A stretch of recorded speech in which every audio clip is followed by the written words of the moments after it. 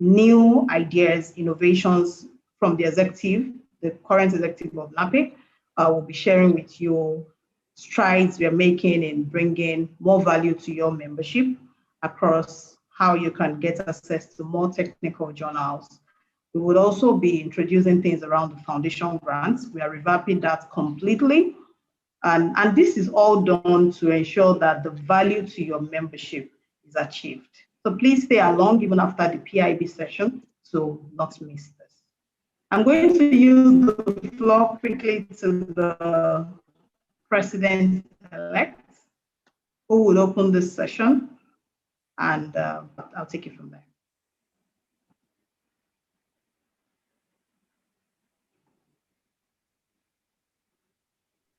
Yeah, thank you very much, BS. Yes, I was muted. Thank you very much. I think we can get started. So the president of Nigerian Association of Petroleum Exploration is NAPE, Madam Patricia Ochogbu, EXCO members and fellows of NAPE, chapter chairman, members of NAPE. Thank you, and I greet you all and welcome you to this, our second outing on this webinar series. And I tell you that this time we are coming to you live with a great package on the PIB, the Petroleum Industry Bill. And I must say that we are very happy and thrilled to have an array of erudite professionals in the industry who are in our midst to talk to us on PIB today. I think I will leave the introductions to the PS and then we can carry on from there. Once again, I welcome you and I hope you will enjoy and take something out of this discourse. Thank you very much. All right, thank you very much, sir. Thank you. P, over to you. I'll give you 2 minutes to welcome your members. Yes, good day, everyone. The highly esteemed panelists, NAPE members, NAPE ESCO, NAPE chair, chapter chair persons, NAPE members all around the world. I know that this topic is highly interesting to everyone because it's going to impact how our business goes on, and it's going to impact every one of us. I would urge you all to sit tight, fasten your seatbelts, and let's get cracking and see what we can tease out of today's session that we can actually present before the Senate of Nigeria as our position in the industry. I welcome you all. Thank you. Back to you, PS.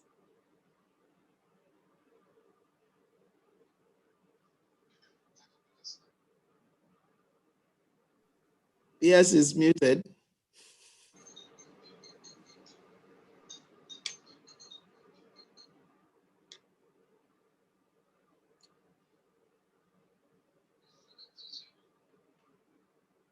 PS, you are muted.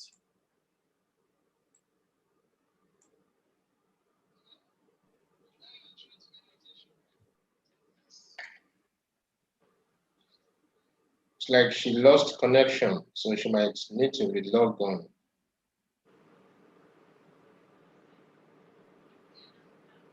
Okay, she's coming back.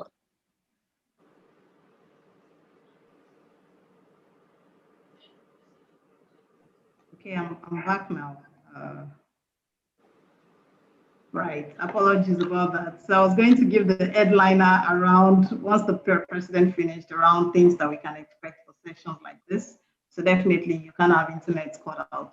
Please, what we'll do is we would wait for our panelists to come in when they have such. And if you'd also do as a member of the audience, please just try to log in at the same, re-log in back into the session. This is going to be very straightforward. Please put your phone on mute while I do the introductions, and then we get into the meat of today's discussion. So like the president and the president-elect said, we have erstwhile distinguished industry professionals amongst us today. And in no particular order, I will do the introductions. I will start with Mr. Sanjay. Just to give heads up, Mr. Sanjay is replacing Osten Olorunsola, is replacing Mike Sangster, who is supposed to represent the OPTS at this event, were delegated appropriately to him.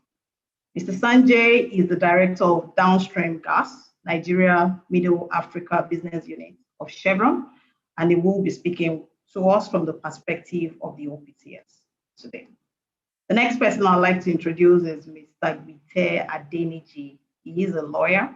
So what we have done is that we have brought a mix of the industry and the lawyer so that you can have the legal perspective to back up all that is in the document of the PIB. He's a lawyer and is a current managing partner at Advisory Legal Consultants. He has worked and advised several governments in Nigeria over the past 20 years, and his specialism is in energy and natural resources law. The next person to introduce will be Mr. Ademola Adeyemi-Bero. He's the CEO, Managing Director. We all know him. He's a friend of the house. First Exploration and Petroleum Development Company Limited. He's a respected petroleum industry professional, and he will be bringing us the perspective from the marginal operators in Nigeria, marginal field operators. To chair this event, we have Mr. Israel Aye, who is replacing Osten Olorunsola. Israel is also a senior partner, energy and commercial transactions at Primeral Africa Legal, and is the founder of mylawlegal.com. Prior to his role, he has also worked in various governments, within the various government circle, and I'd like to highlight that importantly, he was a legal counsel to the version 1.0 of the PIB. So he's bringing the requisite knowledge that we need to moderate, that he needs to moderate this session, and of course to highlight the very important points that we need to know from how this document has evolved over the years to where we are at this time. He also works as, the legal counsel at Aspen Energy, and I'd like to leave his introduction at that level. So I'd like to welcome you. It's time, Mr. Israel, if you're on, please, the floor is to you now to open this session. And today, please kindly pin only the 3 panelists and Mr. Israel at this time. Thank you.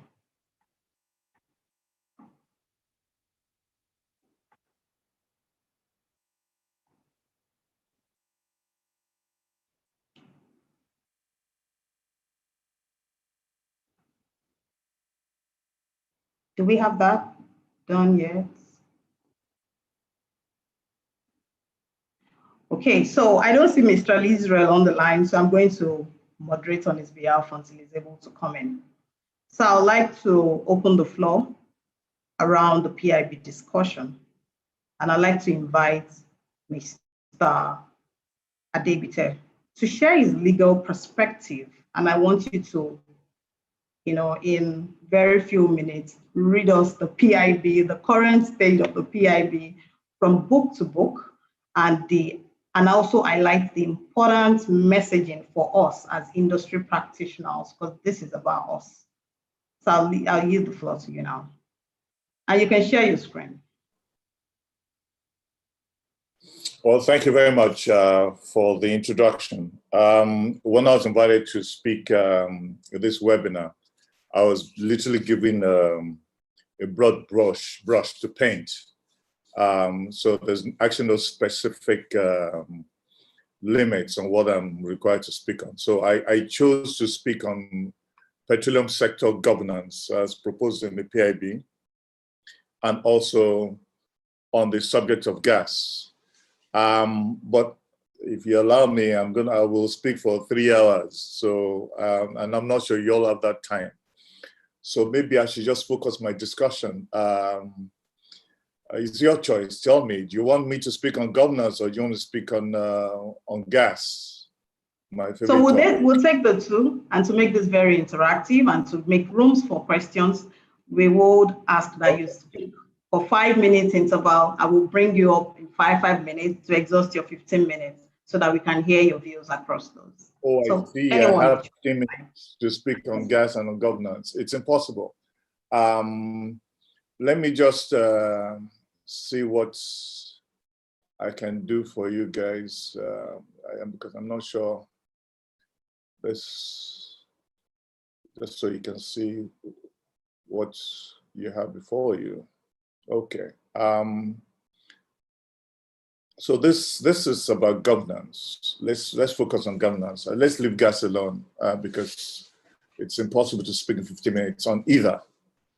Right. So let's focus on governance. The governance provisions of the PIB take coordinates from the National Petroleum Policy and the National Gas Policy, which were approved by Cabinet in 2017. And respectively, what they do is that the provisions basically create some clarity, right, on the different roles of government in the sector. So basically, the minister is given a very clear role, right, to make policy and supervise the sector, and then provides for a level of independent regulation, right, through a regulatory authority. That's what the policy says. When you read the PIB, you find that what the PIB has done is that the PIB has actually bifurcated the regulation of the industry into two agencies rather than the one agency that the petroleum policy and the gas policy provides. So that's a red flag for you, and we'll discuss this later. Then also the PIB also taking coordinates from the petroleum and the gas policy now basically tries to address how the national oil company and other operators will run going forward. So let's now see what actually they've done. If you look at the powers of the minister in the PIB, it says he is vested with power to formulate, monitor, and administer government policy, right? But also, the minister is now given power to interfere with the regulatory process through policy directives. That's another red flag because it's not sufficiently clear how the ministry or the minister and the regulatory agencies are designed to work together or to check each other, right? So that's an area where a lot of work needs to be done by the National Assembly in repurposing the PIB to make sure that going forward, right, you will avoid the current conflicts that will always start between the minister or the ministers of state and the various agencies, right? So this is a big governance problem. Structure of the board of the commission. And by the way, I'm basically addressing you by way of exception. If I were to go into end, again, we'll take the whole day and I can't go into end. So I'm addressing it by exception. The structure of the board, when you look at the PIB creates a big board for the Petroleum Regulatory Commission. But 4 out of those 6 executive commissioners, right, are actually left out of the board of the commission, which again is another red flag, because if the board or the commissioners have collective responsibility, right, for the operations of the commission, then you cannot conceivably leave some commissioners out of the board and keep some on. Or that's what you do, just create some internal appetite and internal room for internal dissonance between the respective commissioners, and it won't work. That's definitely is not good regulatory design. So that we flagged. The other big issue there is that all the commissioners are appointed in one day, and then their tenure will expire another day, 4 years down the line. The implications for that is that you now have a vacuum in governance until the president, for the time being, decides to appoint a new set of commissioners. So the question then is, what then happens during that period? Again, that's not good regulatory design. Typically what you do is that you provide for staggered appointments. Some commissioners is set, commence work on a particular day, and therefore they will retire on a particular day down the line. And while some will still stay on board, and therefore you still have ongoing governance of the sector. So that, I think that this is an issue that can be easily resolved through drafting. In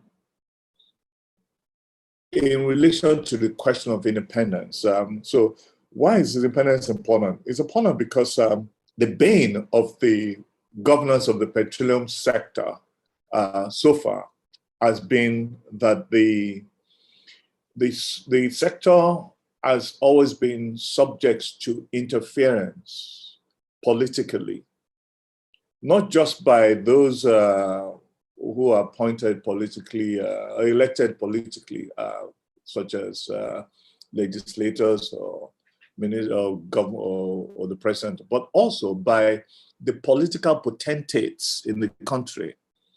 What you want is to create a regulator that is insulated, that is given power, right, to operate without interference.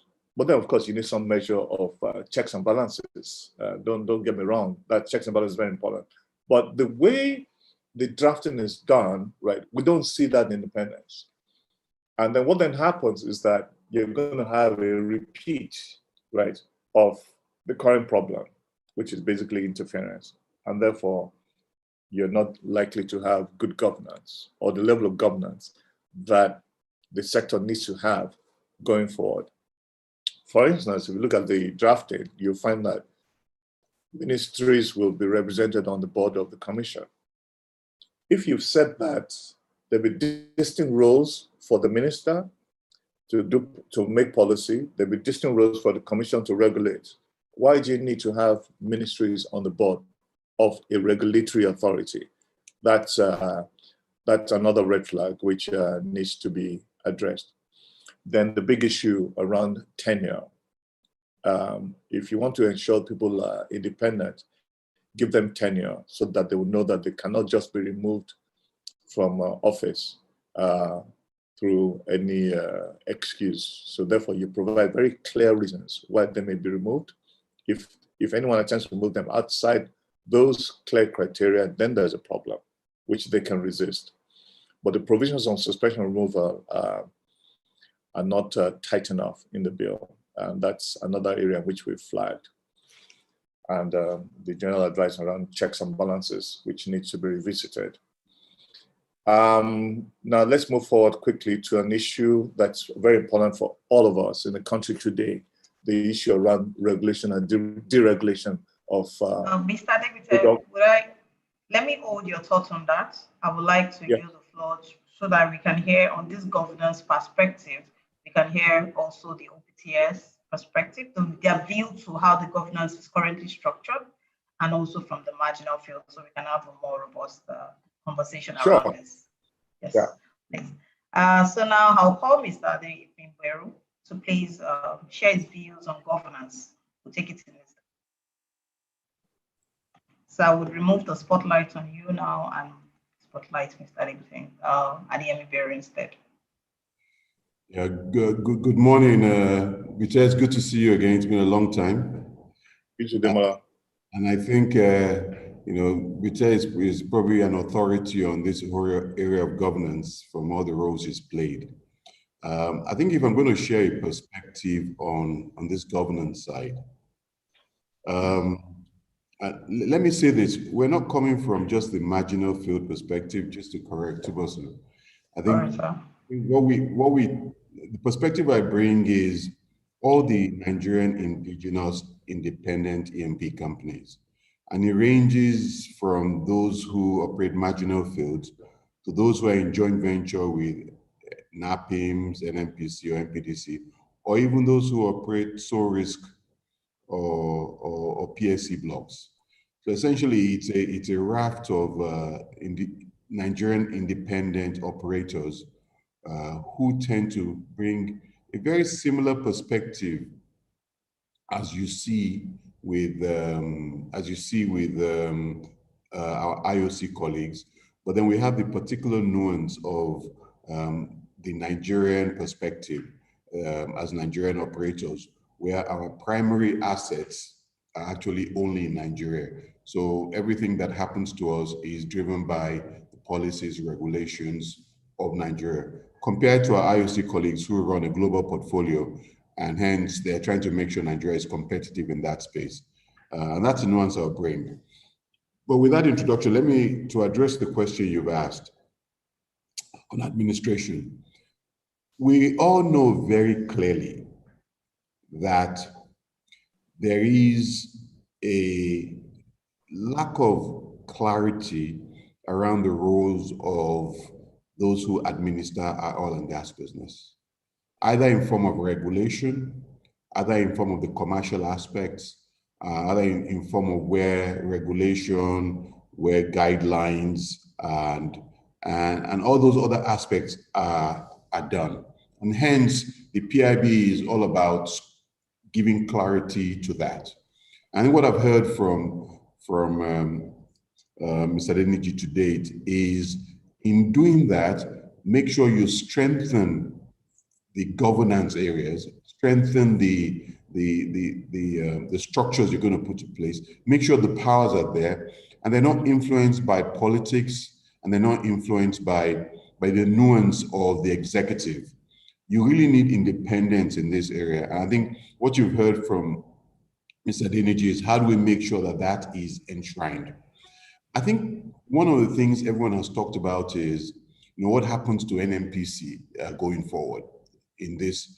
Clearly, everyone believes and accepts that NNPC must be a thriving commercial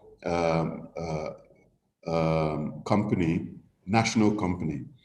I'm a big advocate that every major resource holding country must have a thriving, progressive, independent, commercial E&P company for that country. You've heard of the Petronases, the Petrobras, the Statoils, which is now a different name. You all need that. And I think clearly that's the direction even NNPC wants to go.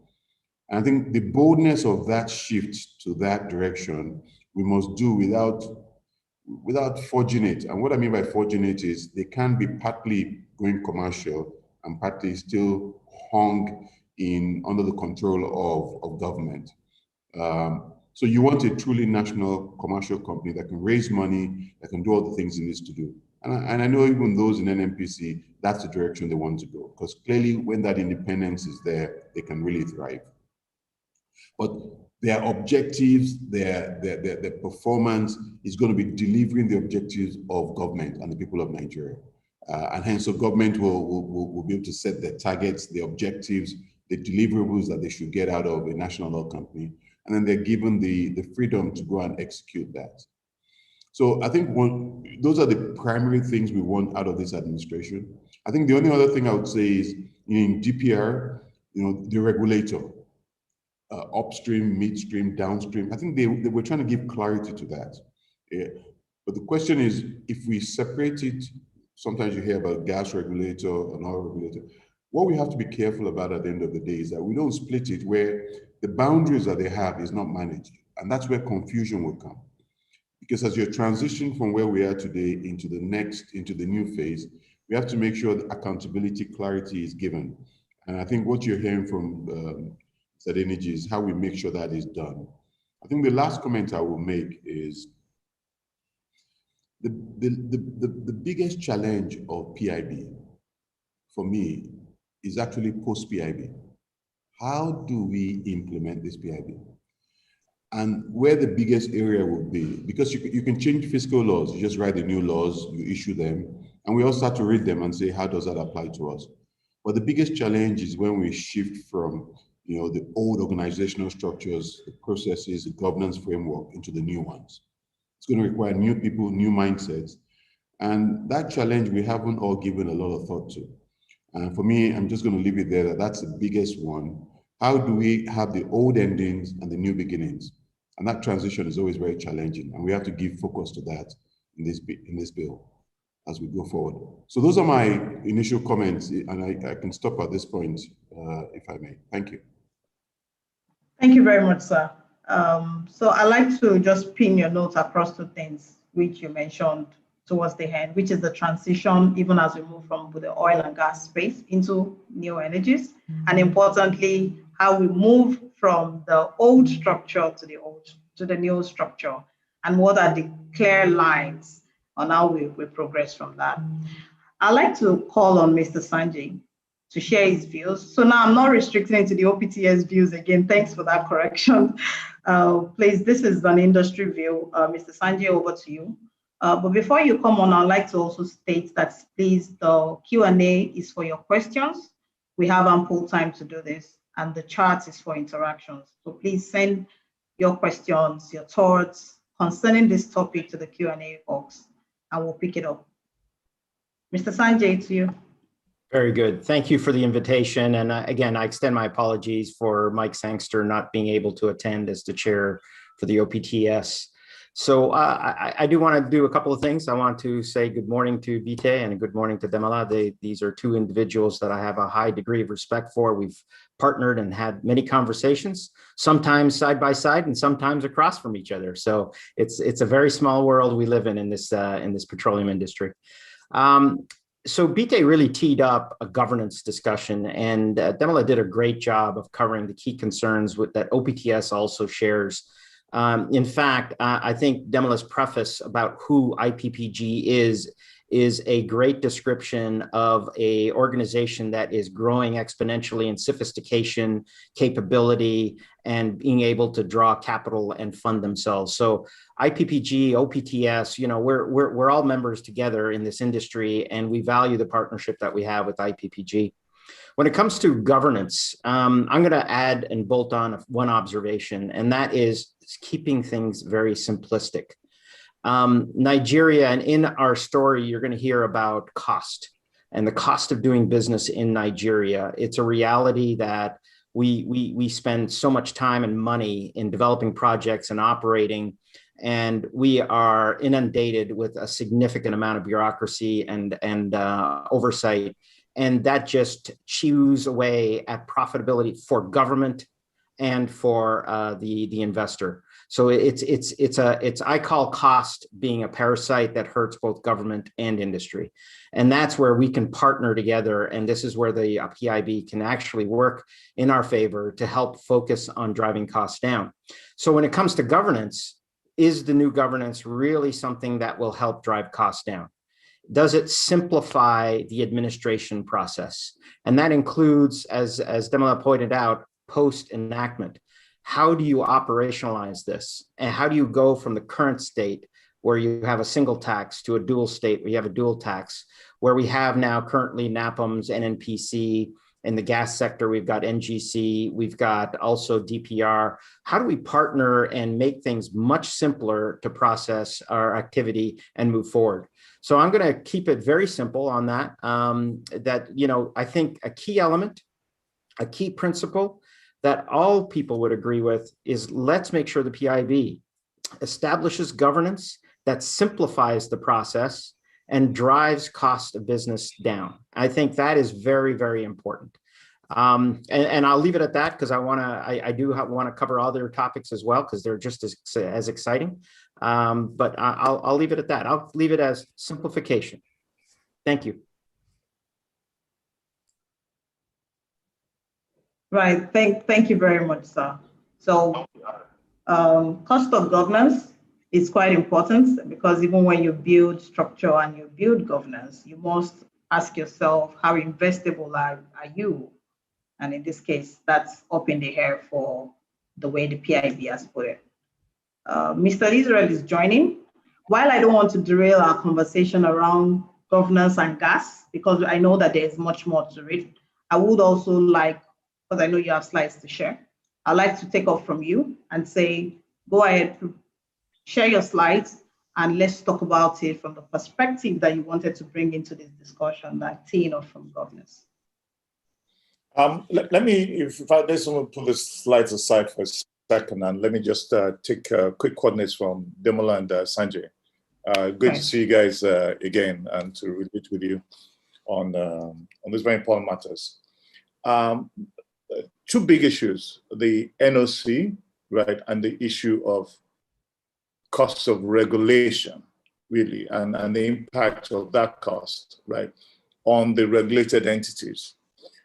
So let's take the National Oil Company for a start.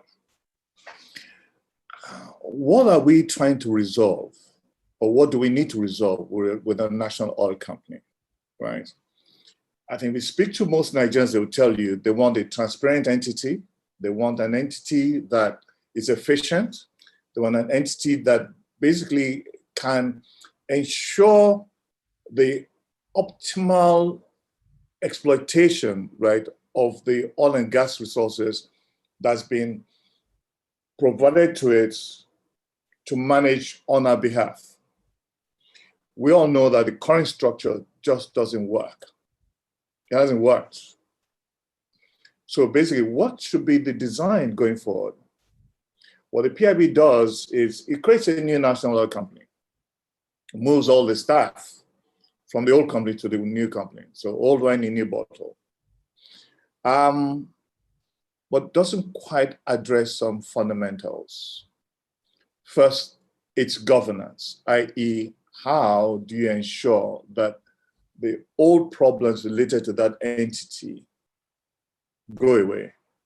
One, again, we go back to the potentates, the political interference that happens that doesn't allow this National Oil Company operate the way it should operate for the benefit of Nigerians. How do you insulate that entity? A solution that many countries have achieved, right, with their national oil companies, right, is to ensure that they put on the governing board of the entity independent directors, so that you minimize this thing we like doing in Nigeria, just appointing people from government to run a commercial agency. So if you want to have a national company that's commercial, right, you want to make sure you draw on the expertise that is so available in Nigeria. Don't forget, we run this industry for over 60 years. Nigeria is a mature oil province with many, many experienced people in the private sector who understand how oil companies should run. We even have a lot more functioning globally, or working globally in many countries, companies. So we could draw on that expertise to come into the national company as independent directors. And so you mix it. Now what that does is it sends a signal to those who could provide capital to the national oil company that there is a modicum of independent governance on the national oil company. Now, capital, which is the next big issue, is this: how do you redress that issue? You cannot keep going to the treasury. So therefore, you have to go out to look for money. Money will not follow this company if that governance structure is not in place. Again, what normal or well-run oil companies, national oil companies do, is a list. You don't necessarily have to lose the majority government ownership, which is the typical things Nigeria worry about. Oh, we're selling our national jewels and giving control to the private sector. You don't necessarily have to do so. You can just list a portion of the shares, which basically gives you a window to capital. And you need the national companies a lot of capital because it's sitting on trillions of dollars worth of value, which it cannot unlock without that capital. And that's the capital that the treasury, the national treasury, doesn't have to provide, given the competing demands from other social sectors. In fact, the fact that we are in a mature oil province actually demands that you don't go to the treasury to look for money for a national oil company. No one does that anymore. So it's imperative that the PIB opens a very large window for access, right, to independent capital. And the structure and the design of the governance provisions is the answer. So therefore, what you want to do, you want to mimic what other countries have done, which is basically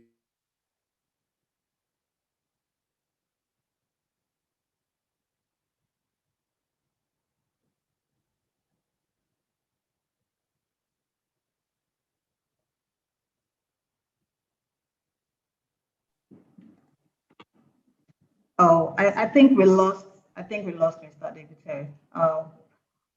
I'd like to introduce Mr. Israel. He's the chairman of this event. I know we've had. Oh, you're back now, sir. You want to wrap up your thoughts before I bring in Mr. Israel? Yes. So basically, what you want to do is you corporatorize the corporation, basically, the national oil company, by providing that it must have access to the capital markets. And so you create a window for an IPO to happen. Saudi Arabia has done it, Petroleum in Colombia have done it. Many other countries.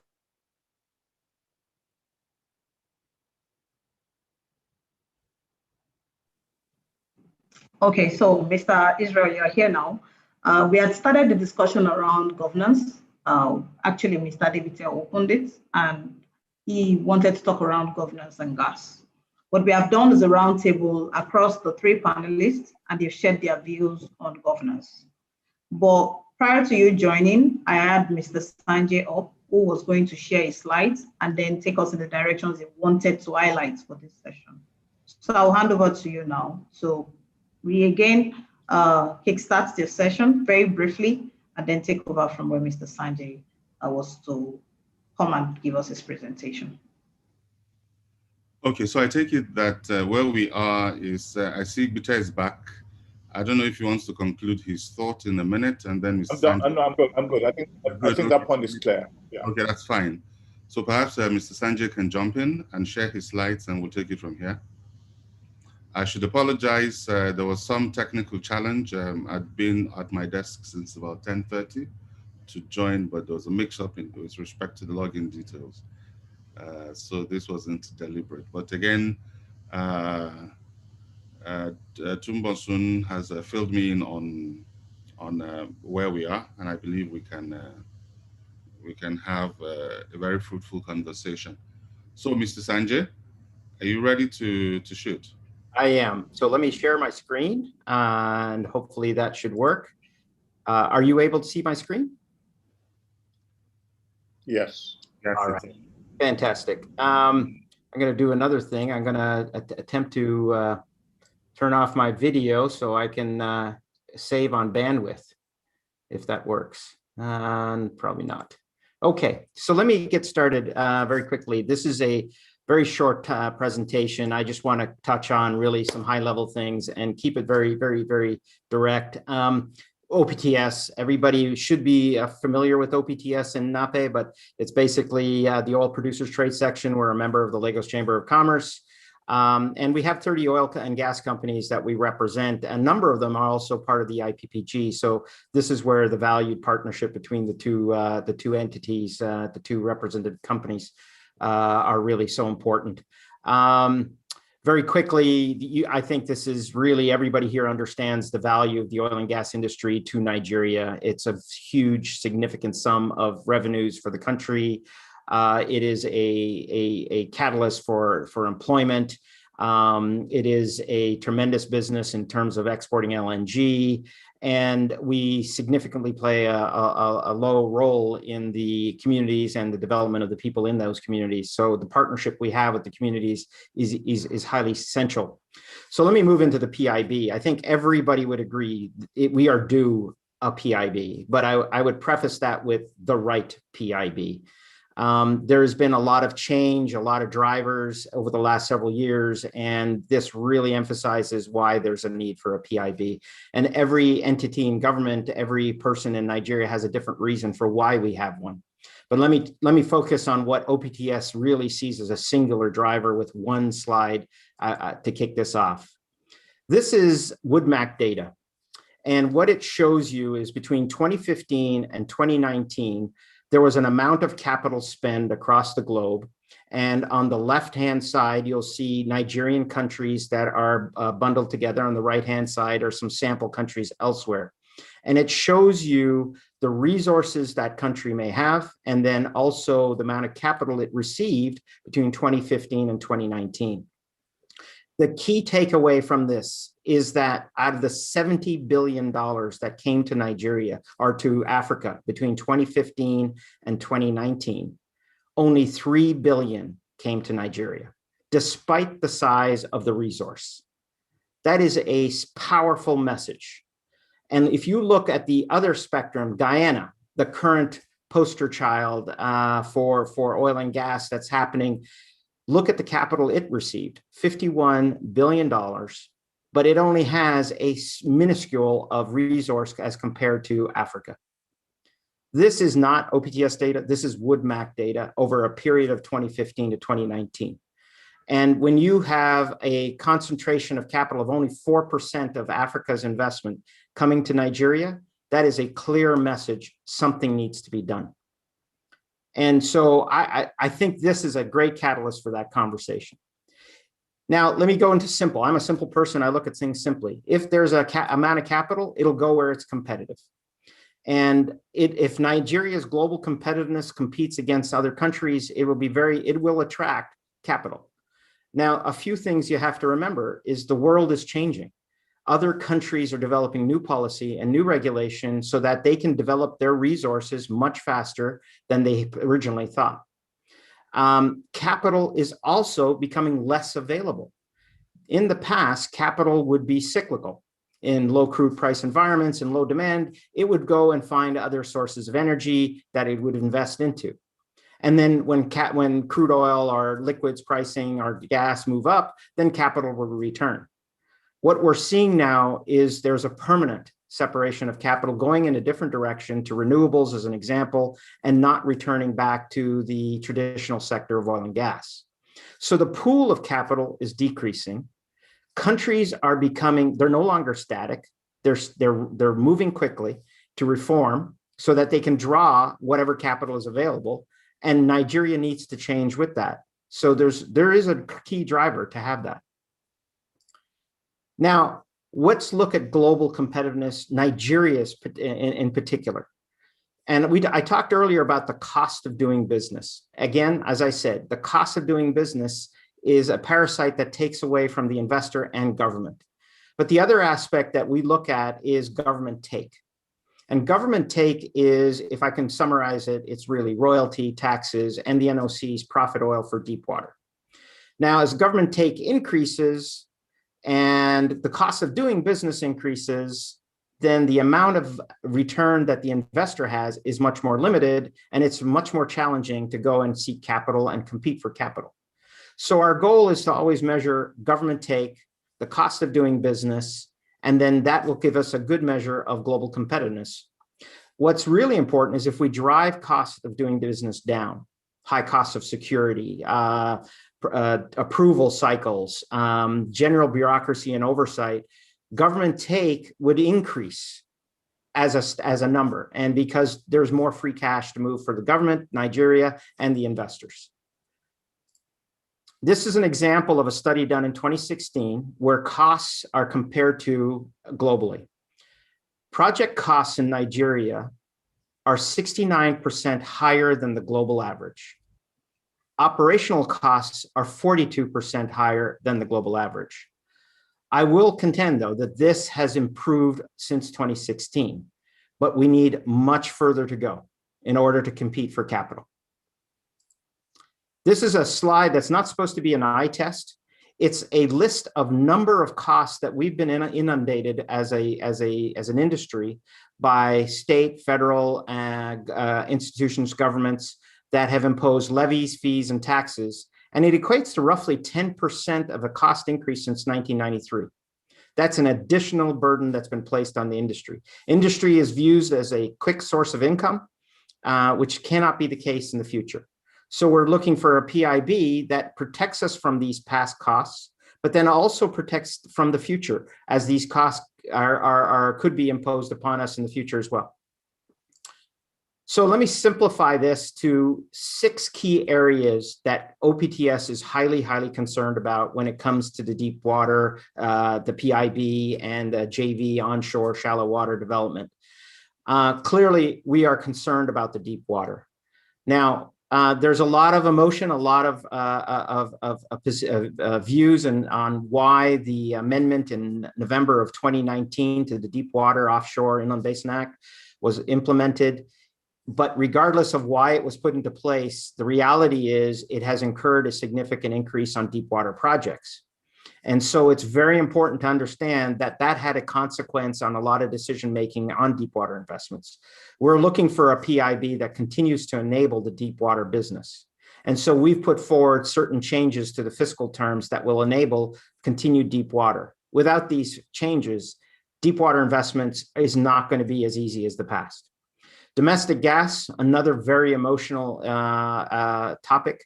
We encourage that, we support domestic gas. We want to see that all the resources that we have, there's a significant amount of them to get to market, but it requires a free market to work. So a willing buyer, willing seller process, and allow that to happen. One of the key and most important issues is we want to preserve our existing rights in our projects. So a number of our projects have been have taken FID decisions, have invested capital, and we want to be sure that we get the returns that we anticipated. We all take risk already on resource risk, production risk. And so this is why it's so important to make sure that our base business continues to be get returned the returns that ultimately were driving the FID decisions we've taken. This is so essential to investor confidence. Investor confidence is another driver to why capital will or will not come to Nigeria. Dispute resolution, arrears, and NNPC has done tremendous work on reducing the arrears in the JV businesses. That is a phenomenal example of changing investor confidence and improving it. We want to see that continue with Deepwater, and we want to see that continue with PIB to recognize our investments. The only 3 remaining areas is our midstream business and our upstream business. So our upstream has midstream assets. The challenge is a number of those assets, all of those assets, I would say, were invested in and operated for the sake of flare reduction. And that is so important for our goal to get to 0 flares. But those assets were invested in such a manner, commercially and technically, and both operationally designed to be successful under the current environment. It will be a challenge for them to succeed on their own. So segregation is something that we do not want and we can't support. But going forward on new businesses, that is a good thing. And that's it. Let me put it this way. The PIB has some great things in it as well. It has addressed a gap in midstream regulation. It's addressed a gap in downstream regulation. That was much needed. And so the PIB, kudos to the architects to be able to put that in. We've talked about administrative complexity. That's the 5th element. We want to keep things simple. We want to be able to not get into further disputes on interpretation of the PIB. This will lead to more uncertainty, and loss of investor confidence. And then finally, a number of our projects have received capital allowances, have received certain rights that are globally standard. We want to be able to secure those in the future under a post-PID environment when it's enacted. So those are very, very important issues. Last, this is a snapshot of what the deep water could look like going forward. We hope that the IOCs with their business plans, we could get to see a growth in deep water investment, but without the right terms, it will decline further than what it already is. Gas, I think this is such an important topic, but it's not fungible like oil. You can't put it in a tanker and send it off. You cannot store gas. So the commercial and infrastructure, the synergy between the Ministry of Energy and the Ministry of Power are so essential to partner in order to solve this problem, to enable gas flow. That is extremely important that we have to concentrate as we go forward. So very simply, we kept it very simple. There's a lot of strengths, and we want to commend the government for that. They've partnered with us, they've heard us, but they have to strike the right balance, and that's the challenge. We have to improve through the bill, the global competitiveness of Nigeria. And so we recommend that, 1, we preserve our base businesses. We asked the government to consider the government take to be 55 to 65%. That is globally competitive, but it also helps to drive the cost down. And then that 55%, 65% actually increases in value. We need to enable the gas development, and we need to simplify the tax process and ensure that there's clarity and to avoid any disputes. So that's very high level of an OPTS view, but I kind of leave it to any further questions or comments.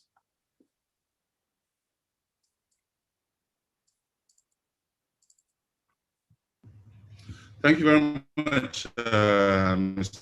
Sanjay.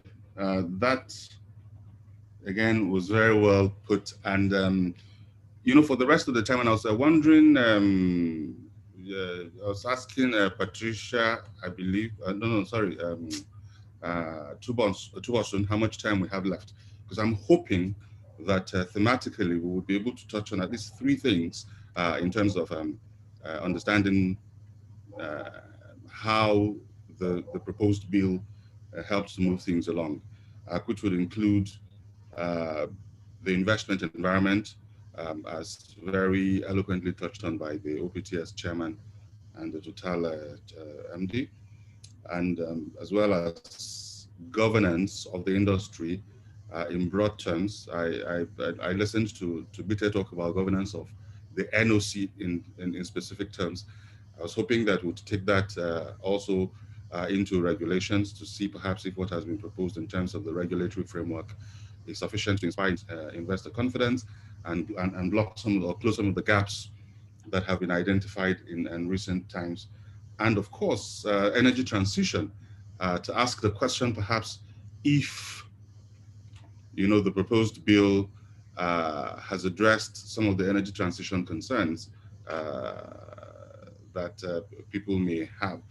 And so very quickly, just still taking the points that have been highlighted by OPTS chairman, I'd like to probably invite some response. First, from Mr. Adeyemi-Bero, just to ask the question, it's probably an obvious answer. Is this, I mean, are these concerns in their totality shared by the Nigerian producers in terms of the investment environment? Do we still, are there really some game, I mean, showstoppers that you would like to see fixed before this passes to law in terms of investor confidence? And Bita, I'd like you to answer the same question after Mr. Bero has responded. Thank you very much, Mr. Israeli. I have a presentation that answers the larger question. But let me answer the question you've asked now, just as a build on from what Sanjay has said, and maybe I'll get an opportunity to context my presentation later. You mentioned 2 things. You know, the investor confidence, is the bill as it is today, is it an investable proposition? Then I've read some of the questions that have come in the Q&A, and one of the questions was, we are laying all the problems forward, have we engaged? So let me first of all say, we've been in engagement since this current bill was in draft and was being drafted by the executive, I think led by a few of the key NMPC and a few of the other key elements in there, and the Minister of State's office. We've probably had, just to give the audience confidence, OPTS and IPPG have done it jointly. We've actually had all these engagements jointly. And so we actually tell government that it's an industry approach. It's an industry feedback we're giving them. So when you look at my slides and what OPTS have, very similar. I think the indigenous companies just have a particular nuance. So I just wanted to lay that out, that yes, we've had the public hearings, we've engaged right from the drafts, we've given them our very detailed comments on every section of the bill. I must say government has taken quite a lot of that on, but there's still a few fundamental ones that they haven't done. And I think what Sanjay has laid up are those fundamental ones. But let me now address your questions. You know, one of the things I always say to all of us is, are we running out of oil? Is oil running out of a fancy in the whole energy mix? I would say not in the next year, probably not in the next 10 years, but as you go into the next decade and the decade thereafter, you will find that the energy mix that the world is playing with will be less fossil fuels, oil and gas, and it will start shifting in proportion to other fuels. So let me say this, the energy transition is real. And I always make a point to government that if Nigeria has 57, 60 million barrels of oil remaining, and we know that we probably find more when we explore in great depth. If you say we have 200 TCF of gas, all our big oil projects, if we don't sanction them in the next 10, 15 years, we will find it increasingly difficult to attract financing for them, whether it's IOC-led or indigenous company-led. Because if you listen to the messages coming out of the international companies, they're shifting away from fossil fuel. They're introducing what I would call renewables and other forms of energy that's cleaner, all in meeting the carbon-free and emissions reduction target that the world has set. Today, if you want to go raise financing from any fund, even a bank, they start to bring a lens called ESG. I'm sure most of you have heard about ESG. ESG becomes a frame upon which they assess whether they will fund you. It's environment, social, and governance. And it's all a speak around saying, are you being environmentally friendly? Are you impacting the community and the world in a negative manner? And is your governance in place to make sure this is sustainable? Most of the banks today don't want to fund oil projects. They're shifting more to gas. So if I look at Nigeria today, Bonga, Southwest, Airhab projects, Total has their own depot, the Chevron has Agbami Phase 2 and all of that, Insiko and all of that. Indigenous companies have their own. It's going to be increasingly difficult for us to find financing because we're competing for global finance, either in the international companies or in the market. So Nigeria is putting a PIB in place. It's not too late, but we cannot miss a PIB in place this year. And the message is, attracting financing is already difficult. I can say this for the Nigerian independent indigenous, to raise international financing now for an oil project, if it was 80% certain 2 years ago, it's probably 30% certain now. And the hurdles we have to go through, the criteria we have to tick the boxes on are increasingly challenging. So clearly, we're putting a PIB in place in an environment where the attraction for oil is diminishing. I'm not saying it has gone away, but we shouldn't fool ourselves that the transition hasn't started. And the competition in other places is heating up. So I think we have a larger challenge around the competitiveness of our bill. Now, the good Lord gave us something. Subsurface, I would probably say we have the most attractive subsurface in Africa, if not even globally. You drill a well in Nigeria, you will go through stacked pay. And if it's a fresh, new greenfield, oil field, and they're all well charged, you know, you got aquifers supporting them, porosities in the 20s, permeabilities in the dashes. I mean, you go to, I mean, I don't want to put down some of our neighboring places where you're in more difficult reservoirs, more challenging to produce and all of that. I always use one example, if I may. You know, we have a field we brought on stream. It's in shallow water, it's in Nigeria. You know, we know how much we've spent to develop that field.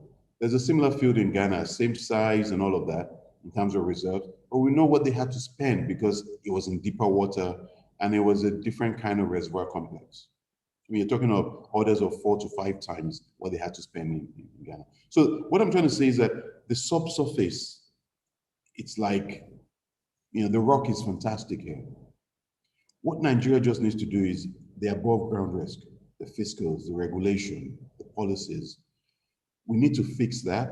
And I think that's what all this whole PIB is about.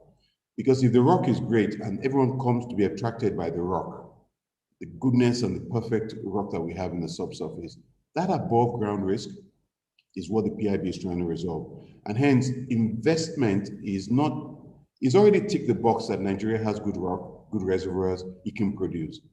The challenge is the operating environment, are the fiscals, do they give us return? Do we have certainty? Are all the above ground risk, are they in place? And what I always say is the above ground risk in Nigeria is probably one of the most challenging in any hydrocarbon province around the world. And we have to fix it.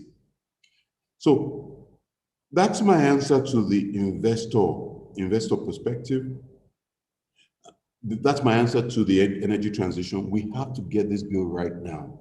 Because if we lose it now and we extend and we lose this current National Assembly and we have to wait for the next one, I think it's almost like disaster for our industry because investments will not come. And I think lastly, just to add on the issue of cost that was raised. There's cost we can control and there's cost we cannot control. Sanjay showed a slide of all the regulators, all the various government agencies. When they want to raise money, when it's the oil and gas industry, they just think they can take their slice of the pie. I will use one example. We have just drilled a bunch of wells in shallow water. We are seeing that this cost that we cannot control, that's enshrined in how we do business for an offshore shallow water well, is aiming to 30, 35, 40% of our well cost. MPA fees, Steve Doran fees, security fees, and they just ramp up. Now, you cannot be competitive with another country when they don't even have any of this, or they have them at a lower percentage. So what we're fighting for is to make sure that the good rock we have, we can have the right above ground overlay to make us make this very, very competitive. I'll stop at this point. Thank you.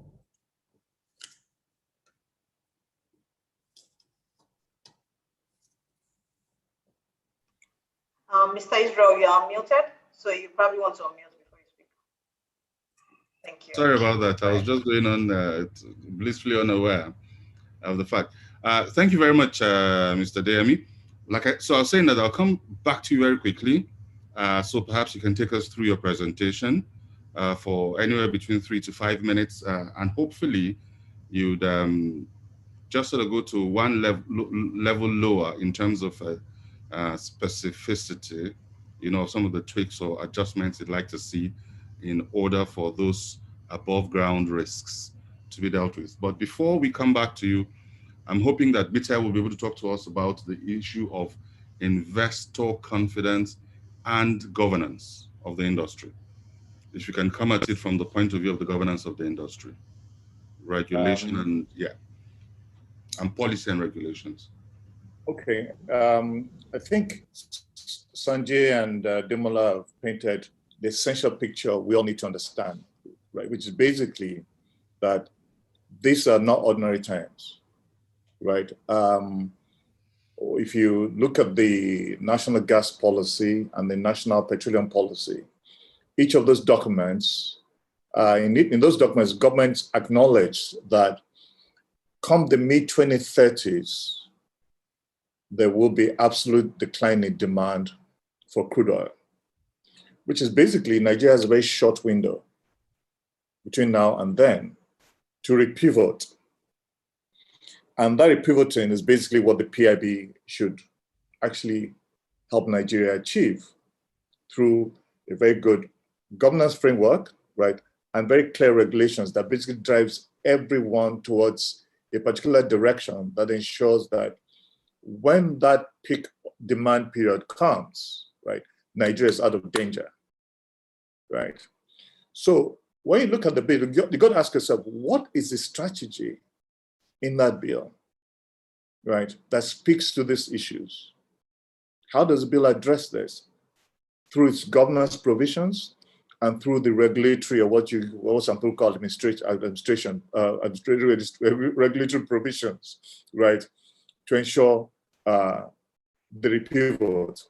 Now, the most concerning area for me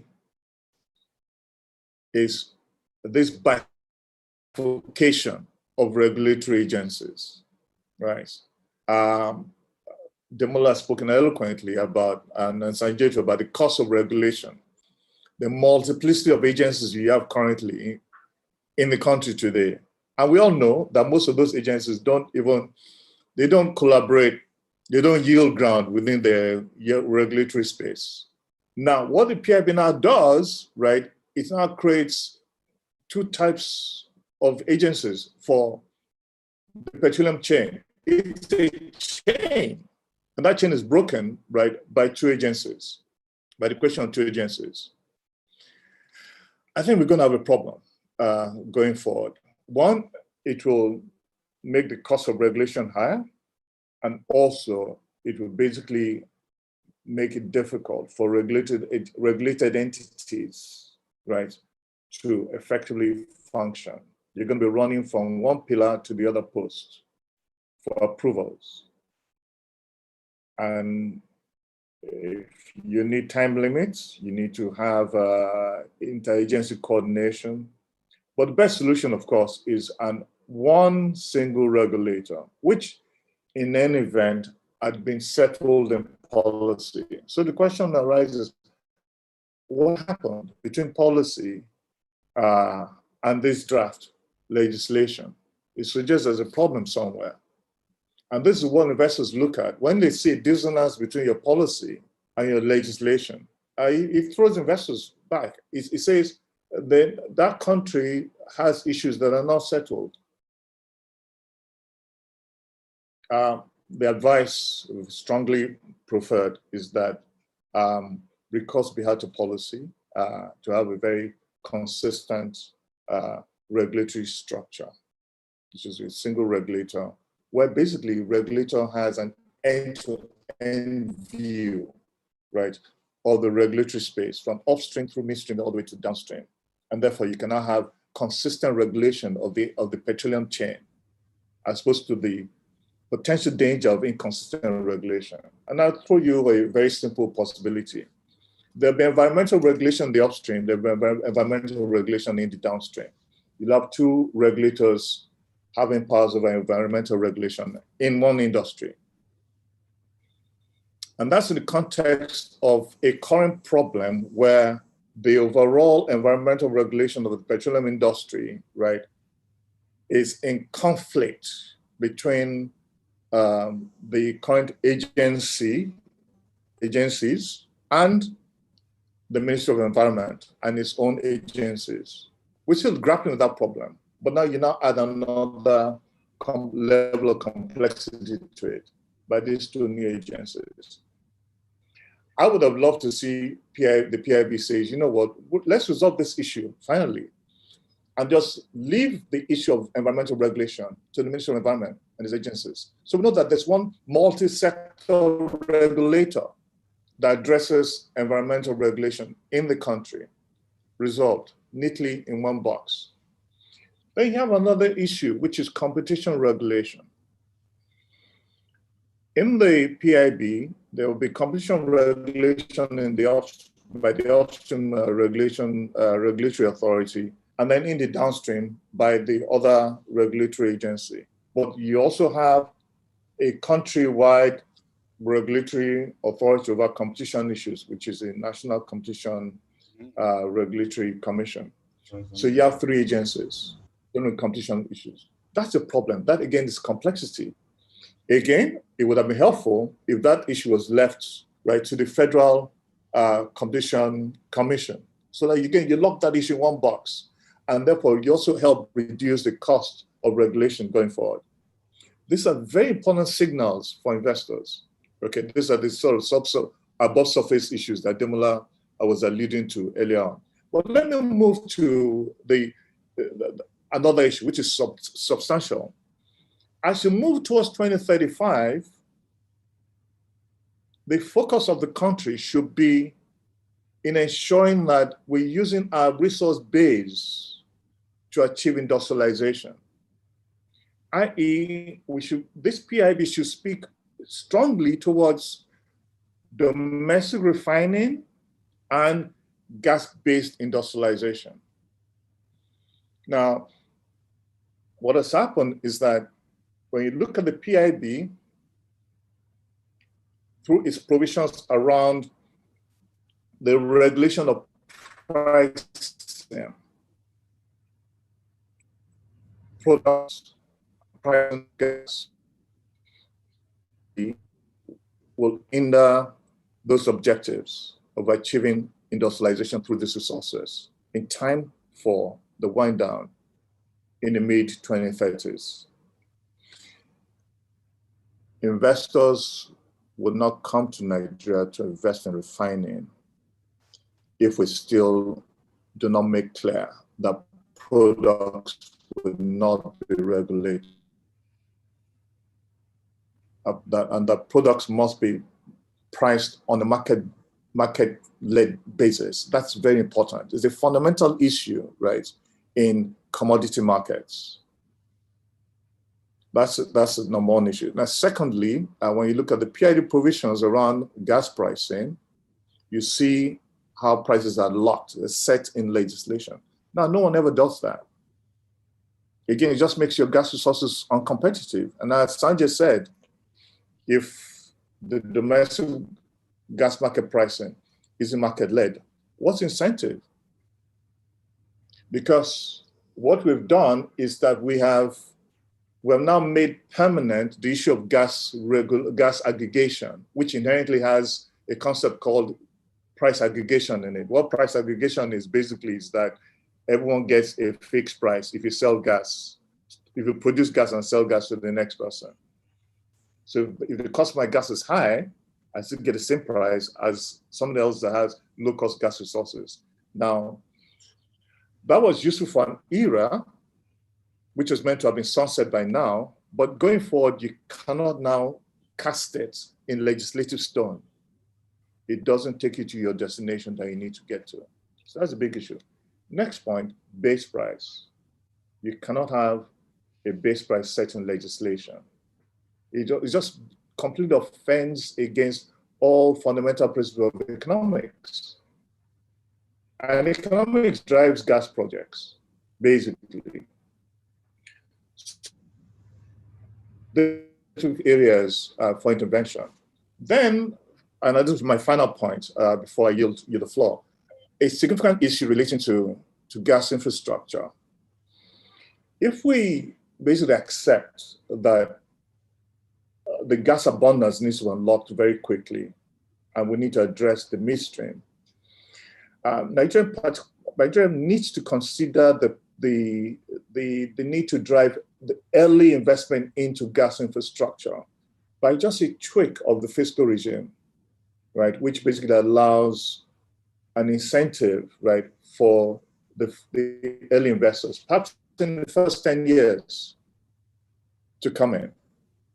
Because if your infrastructure is in and is widespread, then you don't have the basis, right, for a lot of processing, a lot of transportation, and even export projects. So what I'm saying is this, I'm not quite sure that your 5-year tax holiday actually is sufficiently competitive to encourage people to come to Nigeria to invest heavily in gas infrastructure, given the fact that there are other countries also with abundant gas resources globally that are currently competing with Nigeria.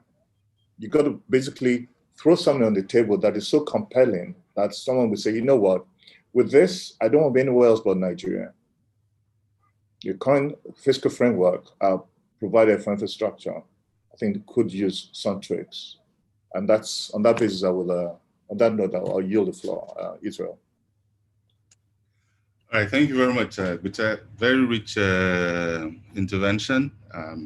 Again, a lot of specifics in terms of the areas that would need to be fixed, and raised a number of things, to be honest with you.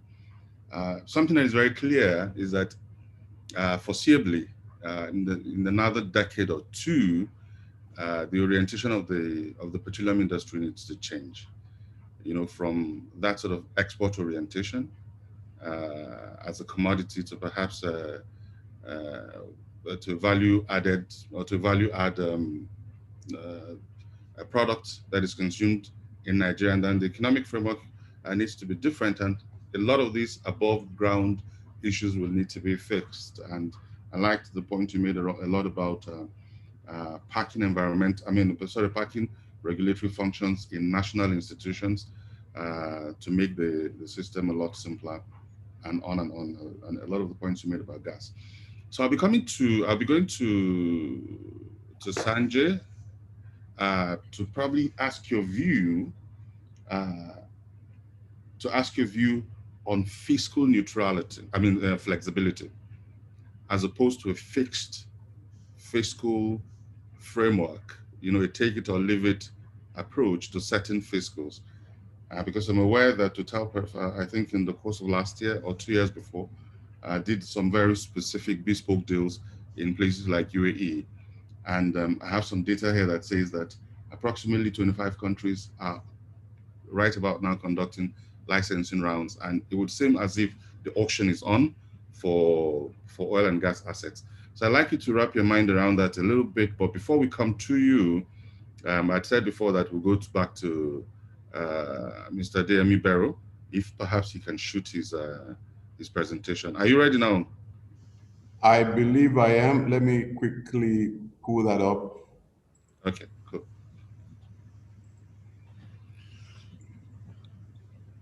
I'm not sure if you can see. It's coming up and it's up now.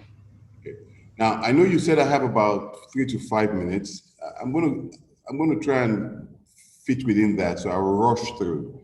Now, what I would like to do in this presentation is 3 things.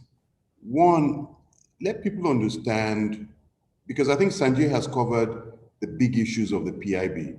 So I want to bring specifically what it means for Nigerian independent indigenous producers, because really there's no need going over the excellent work that Sanjay has presented, which is actually joint work of industry. So, and I want to context, how have indigenous companies grown in Nigeria since the 1970s, when the first blocks were awarded? I'm sure most people don't know. One went to Dantata, and then one went to Henry Stevens and Sons, 2 blocks, which they never did anything with at that time. So, but what journey have we taken? What is the role of the Nigerian indigenous player? And what does it need in this bill to continue to play the role it's playing? And those are the 3 things I want to bring out. And then I will talk specifically what parts of the bill are important to us. So if I may, I will run through.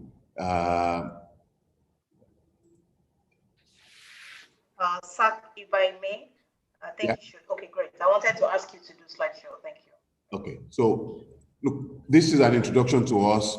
We think we contribute a certain amount of production, gas, and our investment today. We bought assets.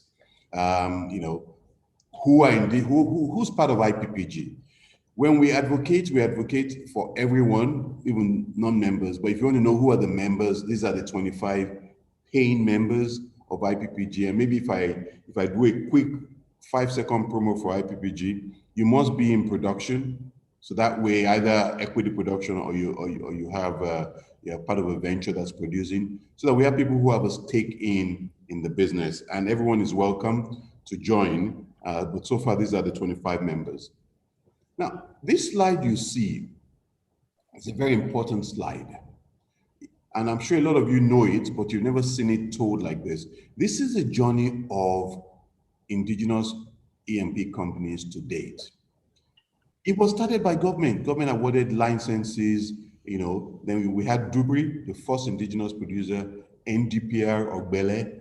Ogbele and NDPR is now an integrated oil and gas. It has oil production, it has gas production and sales, it has a refinery. And that came from a marginal field, you know. And then all the awards the government has done to date. Then we went to the second phase, the marginal field program. And you'll see me come back and talk about the importance of that in this whole PIB. And then the IOC divestment that started, Shell, Chevron, Ajip, and that has, really led to indigenous communities being able to contribute up to 300,000 barrels a day of production in operated production into the Nigeria space. But what's our aspiration? Could we be 30 to 50% of Nigerian production when it gets to 3 million barrels a day, 3 million barrels of oil per day? Now, this is the objective. So when you look at us, it's how does the indigenous producers with this new bill, with all the stuff going around globally, how do we still achieve the contribution to Nigeria? What have we done to date?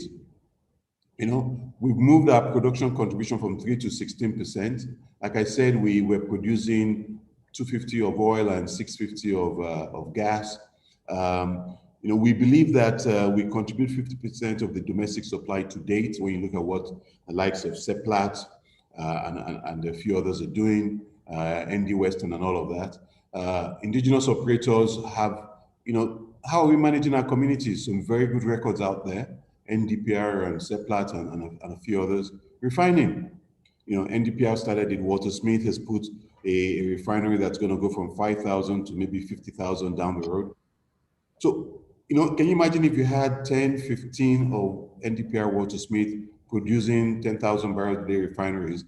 We will have easily 100,000 barrel a day refineries out there, and maybe even more. So indigenous players are really adding value. Now, if you look at the oil and gas industry, this is the contribution of the oil and gas industry today. It's major.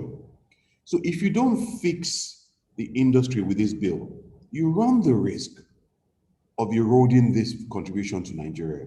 I think that's a message that government should not miss. And I'll come back to what is also important for government, because you have to balance this. But I think you saw in Sanjay's slide, only $3 billion came here in the last 2015 to date. And that's 2% of the funds that were invested in Africa, 2 to 3%. That's very low. These are all the things we need to fix in the industry. You'll see a bunch of issues, our industry challenge. PIB will not change all of them, but PIB is the key enabler to start changing most of them. This is where we want to get to, 40 billion. And you've heard all of these stories. You don't sort out the PIB, you would not get here. And PIB is only not just for the upstream, it's for the upstream and downstream. It's for gas. There was a question that came, about gas. Let me say this. Energy transition, it's moving from oil to gas because gas is a cleaner fuel. Nigeria has always been portrayed as a gas province that found oil. So actually in that transition, we have the gas to play that game competitively, both domestic, both for export, and also sub-regional as well. But to invest in gas, like you heard from Bite, we're going to need to do major things in this bill, and the bill has not done it yet. The way I see the bill to date, we will not be able to develop our gas. Investments won't come in. This is a very difficult slide, but the message it's trying to portray is this. If Nigeria is going to move from 2 million barrels a day to 3 million barrels a day, we're going to need to spend about $24 billion every year to grow to and attain and maintain 3 million barrels a day. 24 billion. I don't know how much we spend every year, but that's what we will need to spend. And I'm not even included the gas as well. If you look on the right, you have to do exploration. You need to be spending $1.5 billion a year on exploration. I'm sure NAPE will be very happy about this. If you don't spend it, the decline will set in. How many wells are we drilling? How many regional work are we doing? To just maintain 2 million, you have to spend 7 billion per annum. If you want to grow, you need to spend another 6.2 billion a year on development, capex, and all of that. But spending all of this money with an inefficient process will not attract that financing. NMPC cannot bring 57 or 58% of that 24 billion. They can't. And they should not, because all of that money should go into building roads and building schools for this country. So that has to be from foreign direct investments and institutional investors in Nigeria. That's a large, so you can see this is a case for us to get a PIB that allows people to invest here. What do we need to do? For me, the PIB has to achieve competitive and investor-friendly terms. We need to build a portfolio and mature oil and gas opportunities. The opportunities are here. We need a bankable gas and power chain. And in simple terms, gas should not be a revenue earner for government. It's an enabler for economic industrial growth. And government will make its taxes and its levies and fees when the industries have grown, because gas has fed their energy needs, either in feedstock, power generation, or supply to petrochemical companies. So for me, give gas a 7-10-year tax holiday. But what happens when that infrastructure is built and people have recovered their investments is you've now got gas and infrastructure serving the Nigeria's industrial and power needs. But continuing to say we want gas to be a revenue earner and we want to tax it and collect royalties and all of that, it would not be investor friendly. I can tell you, because the competition is wide. We need a sustainable environment, security, and all the things we talk about. You cannot get new investors to come in with the way we have the environment we have today. You know, some companies will not allow operations to be protected at the barrel of a gun. Some operators says that just is not something they can pass through their international board. But in Nigeria, it's a must requirement. So we need to fix certain things as we go forward. And lastly, we have to stimulate the local participation, because if you don't, then you don't get the right balance, in my view. And I think the IOCs and the indigenous companies now have come to a very collaborative balance of how we can jointly make sure that this industry grows. I'm going to show you a few pictures. This is 1975. The red are where oil and gas was being produced from, right from 1975. We started with maybe 3 or 4 countries, and I'm talking of sub-Saharan Africa. This is 1995. This is 2005. This is 2015. I don't have the one for 2025 yet, but I can tell you every country in sub-Saharan Africa is producing oil and gas. Even South Africa has found oil. So what I'm trying to say here is, this is the competition. If we don't have a competitive and investment-friendly destination for the funds coming to sub-Saharan Africa, we will not get the funds and will remain at that 2 or 3 or 4%. And let me say this, the rock, the subsurface, the geology in Nigeria beats almost all of these countries by far. We have oil, we have gas. So it's not the subsurface, it's what we are doing to our industry.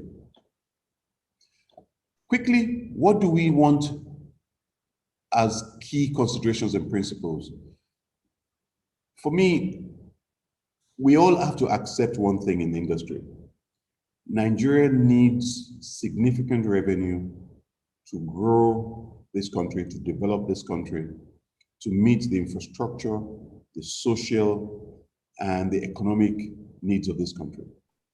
We generate foreign exchange. That foreign exchange is what stabilizes our naira.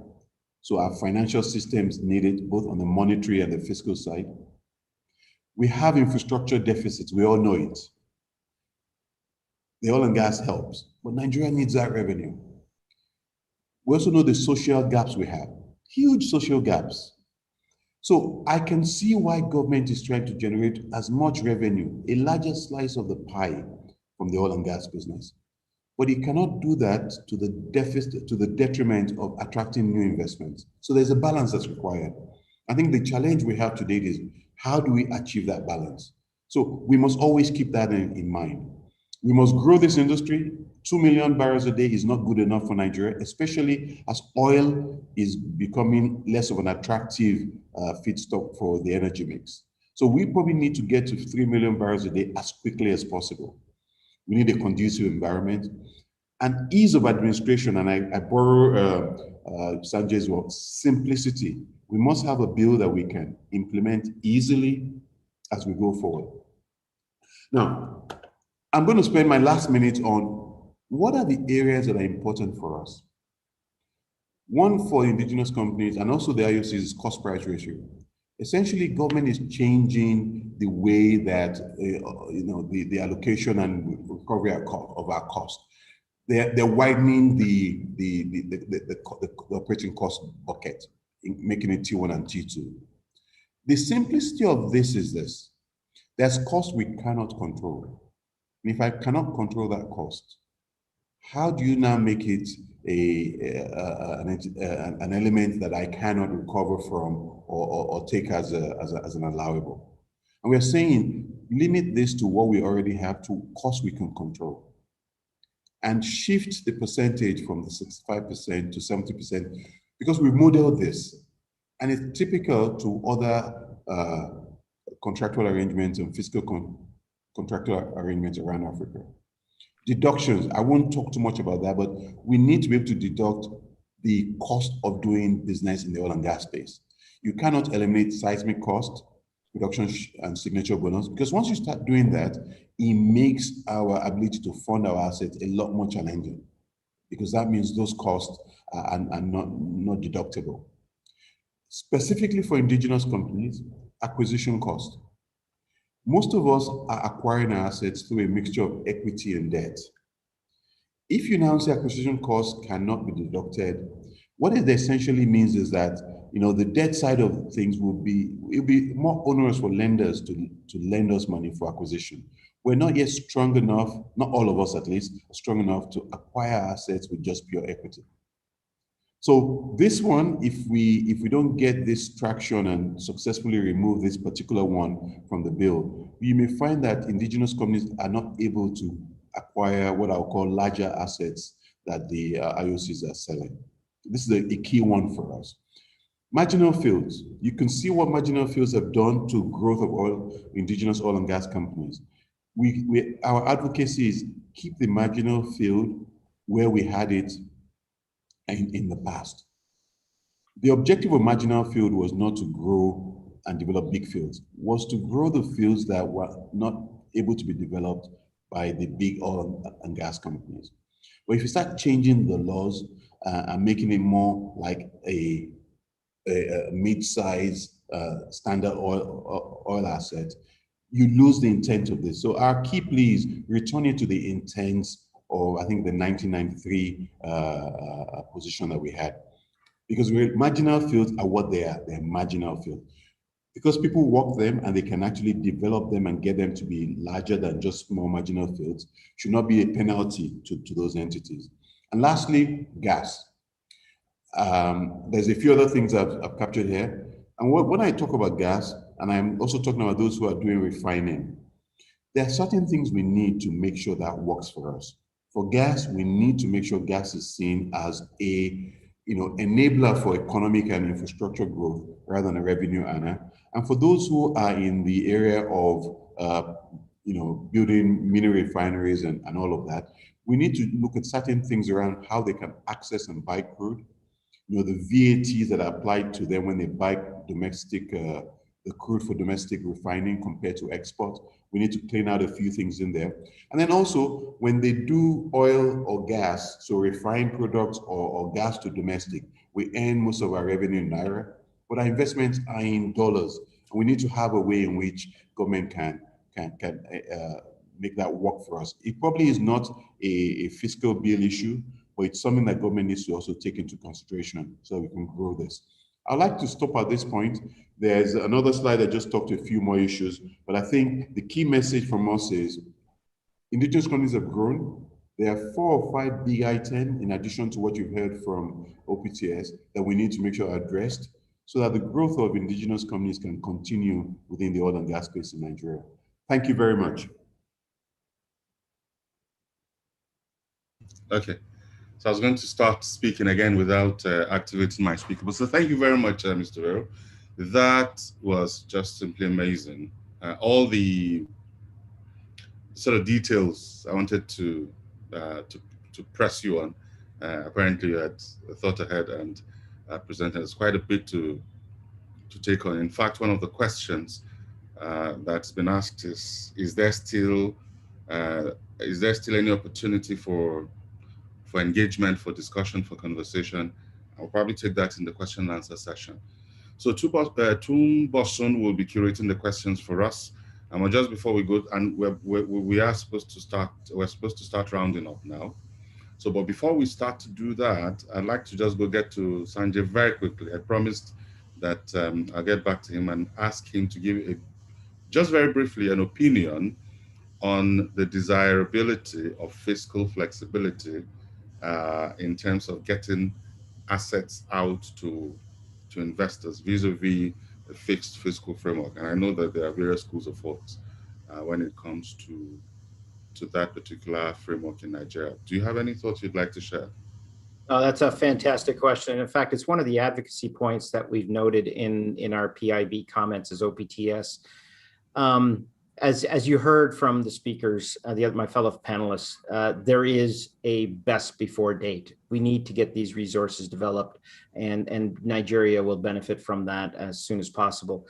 But there are a number of resources that are going to need fit for purpose terms to be able to enable them, such as the deep water gas, dry gas type projects. We call them NAG projects, non-associated gas projects. Resources that are smaller in fields. So, example, 400 million barrels of resource. Those need to be, those need some terms that support them. And then there are instances, especially on the onshore side, where you have dry gas opportunities, and they need some assistance as well. It's not an easy cookie a puzzle to solve, but it requires that the regulators and government be empowered to provide fit for purpose terms to enable those resources, or they'll remain stranded. And so therein lies the challenge. And I think that helps everybody if we can accomplish that. So there's your short answer. Thank you very much, Sanjay. I thought that was very, very, very well put. So Tun Bosun, sorry if I pronounce it wrongly, Afolayan. You'd like to talk us through a couple of the questions, then several ones, but you've curated them, so you'd like to share them, and then we'll respond to them very quickly before the panelists. All right, so thank you very much. It's Tubosun. It's very easy to pronounce. It's Tubosun. All right, I'm going to take the questions in this order. We have 20 questions. And more actually, but I've been able to sandwich all of this together into 20 questions. However, we have 7 minutes, so that's the challenge. So I will read out the questions, and then I will ask you to direct it to who you would like to direct it to. There are a lot of questions on gas in terms of transition, in terms of even moving the whole oil and gas space. So I will go to that very quickly. So just the question here says we are still discussing that gas needs to move. Just send the gas questions to Bita for now. Can you hear me? Yeah, please go on. Sorry I interrupted you. You may go on. Oh dear, looks like we've lost Tumbosun. He's back. Okay, you're back, right. I'm back now. Fantastic. All right, so there are a couple of questions on gas. So I will go with the first one, which says, what's the expanded outlook when it comes to moving gas towards commercial pricing? That this has been an outstanding discussion for decades. But before you appoint that, let me take the other gas questions so that you can do justice in one go.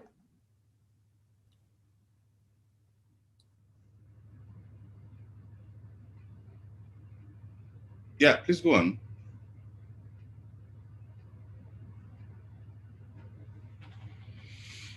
Okay, looks like her line is fluctuating a bit. So you're back. Yeah, okay. So let's take the other gas question. Okay. So it says, does the PIB have a clear plan for Nigerian transition fuel, which is gas? And the final one on gas is, what is Nigeria's vision for its enormous oil and gas resources? And I'm packing all of this together. And if there is none, what would you suggest the vision should be? Please include your view on what role Nigeria should play in West Africa and Africa energy mix. So we'll take that in one go. Okay, so that's the last two questions appear a bit too broad, but Bite, what can you do to this in 2 minutes? Okay, very quickly. The national gas policy is very clear regarding what Nigeria's role should be in terms of the continent and the region's energy needs. Nigeria acknowledges that it's got abundance that, if well developed, could actually dominate the region in terms of the supply to other parts of the continent on a very competitive basis. What the policy does was to basically commit to certain policy actions that will ensure that competitiveness, right, to achieve its policy goals. Key policy goal being to basically use these sources, right, to develop an exportation, right, of processed hydrocarbon, which is basically products, crude oil products, and also natural gas products, and in some cases, just raw natural gas. So the question is, how does the PIB, right, achieve this?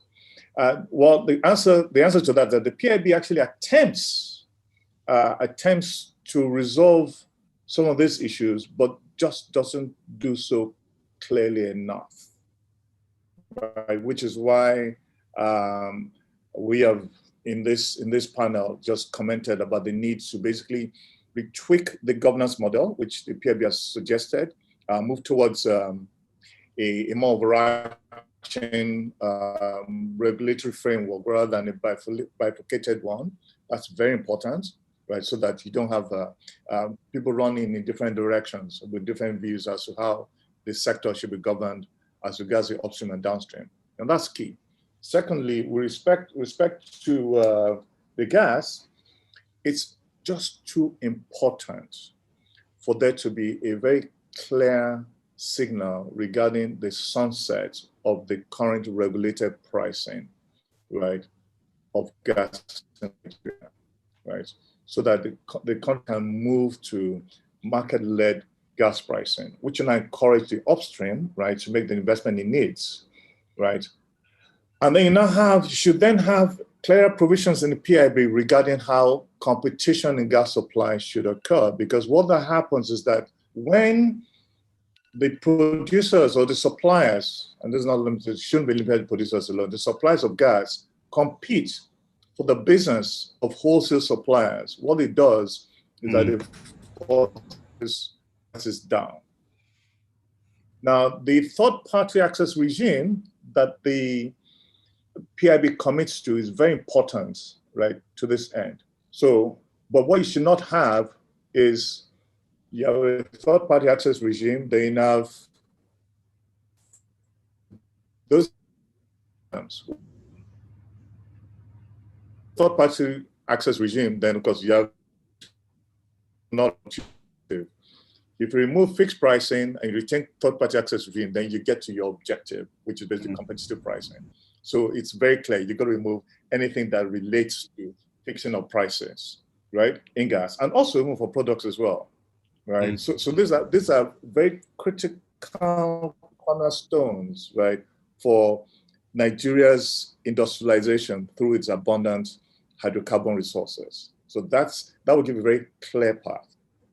If you supplant that with a good regulatory structure, then you're well on your way to achieving all your objectives. That's basically the contribution I'll make to that. Thank you very much. We're getting increasingly squeezed for time. Tuponsu, is there room for a few more questions? I'll take one more, and this is with chicken tongue, except if, as chairman, you can ask that, so the president asked that we extend this meeting to 15 more minutes after the hour 1, because we have quite a lot of questions that are yet to be answered. So I'd like to yield the floor, before you take this, I'd like to yield the floor to the president to please implore members that we would be needing 15 to 20 minutes of their time, and then we'll know if we'll take all the questions or not. Okay, good afternoon again, everyone. This has been a very, very exciting presentation and highly interactive with all the questions showing up in the Q&A. I would crave you all's indulgence to permit this meeting to go on for another 15 minutes. Please bear with us. It's for the good of everyone. Thank you. Okay, thank you very much. So let's make the best use of this time. Thanks for your graciousness. All right. Right. So there's a question here on community which says, does the PIB really address the sustainability component of the industry? Okay. Any similar question to that? Well, it's around maybe, I think we'll take that as a standalone. They are a bit different. Okay. And maybe because I thought Mr. Bero's presentation very extensively dealt with the question of transition. What is clear in my mind is that fossil fuel as a foreign exchange earner is about to sunset. And we need to be thinking and planning for the day that, and progressively, when fossil fuel, oil and gas earns less and less direct, I mean, as a commodity, direct foreign exchange, and it goes more into powering the economy, and then we're probably making revenue from the products that we're able to make from them. But without prejudice to what Mr. Bero will say, I'd like to ask him, invite him to respond to that question.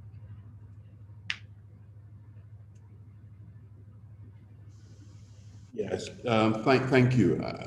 When I listened to the question, it was, does PIB address the sustainability for the industry, and then the whole agenda of the transition?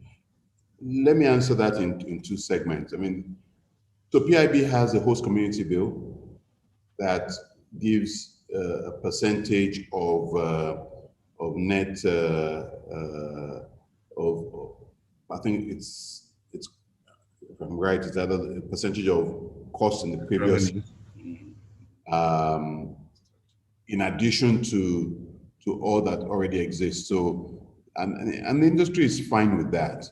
I think the only thing is we have a plethora of levies and fees. So we have NDDC. In the various states we operate, there are also different levies. So these levies tend to mount. I think the issue of sustainability, and this is a personal view, if I may, is the industry and government, especially government, has put in significant amount of resources, and when I say resources, money, into what I call pots for what I'll call the socio-economic development of the Niger Delta. But the application and the impact of those funds till today have not been met. And the question you must ask is, why hasn't it been met?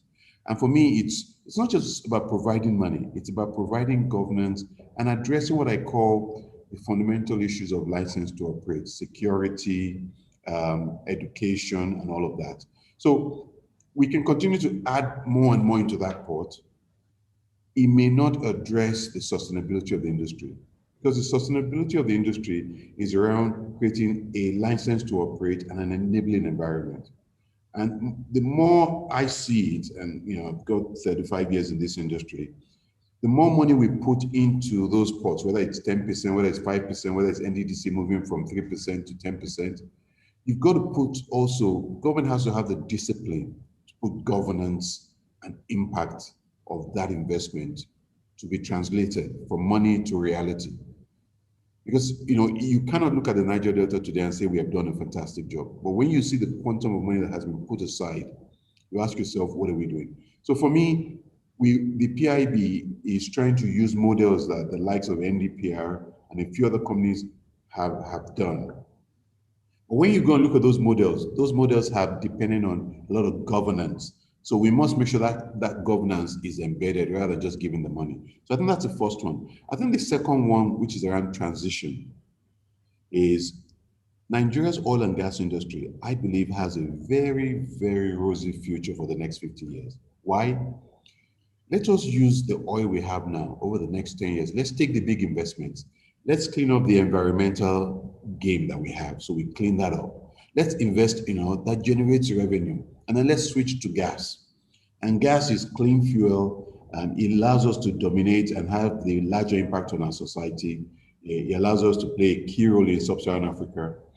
And that will go for another 50 plus years. I don't see a sunset. I actually see that we have the blend of these resources, and one is going to transition into the other. So when you see where's there's sustainability, I actually think we just need to be clear. I always go back to something like when Hughes said when they were developing Singapore. He said we had to take some very tough decisions, and we knew that there was going to be pain, but we took them. When Nigeria has a tough decision to make in the next few months, it's got to take those decisions so that our generations come in 10, 15 years, we say, wow, see what changed in Nigeria. And I think it's that decision around gas and passing a bill that allows all developments to happen so we can raise the funds that we need. So that's what I see as the sustainability for oil and gas industry on both fronts. Thank you.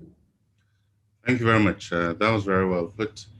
So, Mr. Falaya, I think we have room for maybe one more before the closing remarks. Yeah, so this is like a 3-in-1. So it says there is, the earlier PIB had a framework free of ministerial interference. How do we ensure that the current version of the PIB address this key issue? And in that same lump, I will also take the questions around the DPR, handling commercial activities, and the convolution of roles as we have it. Okay, I'll send those back to Bitter again, who usually likes to do policy and regulatory issues. Bitter?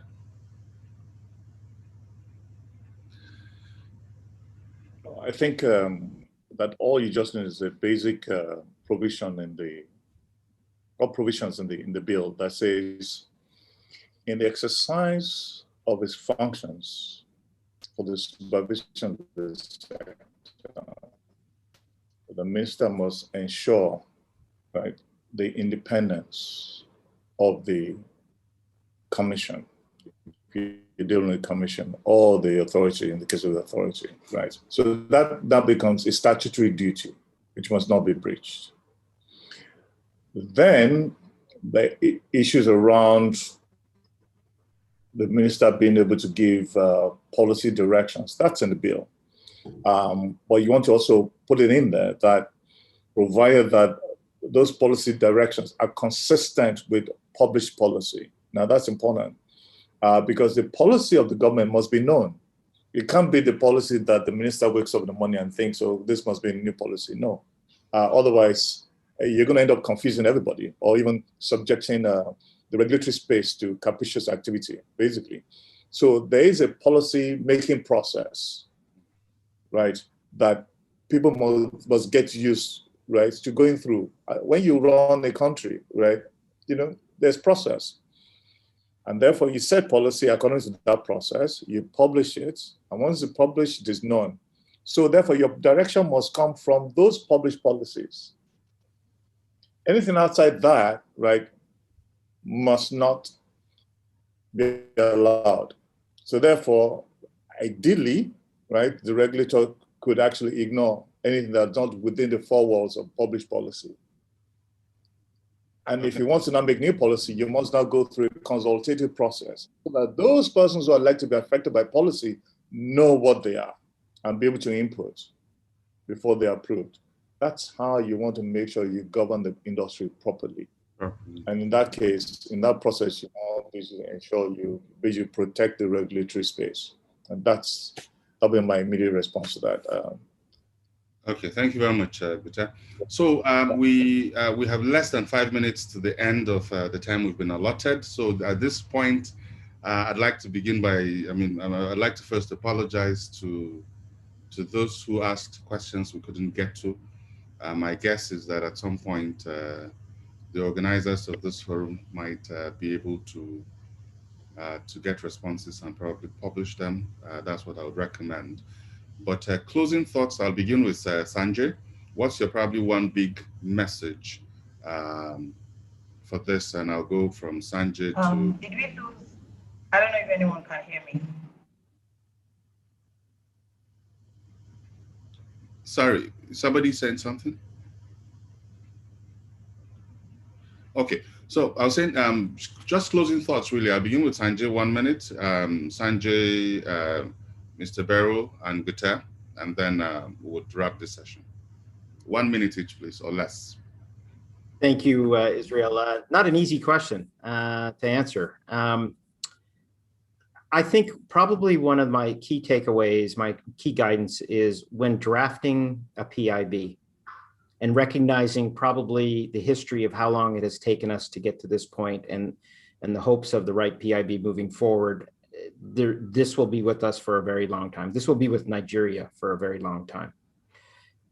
The goal is to get it right. And the key question is, do you look to fix the past, or do you establish and have a vision for what the future looks like and enable that future?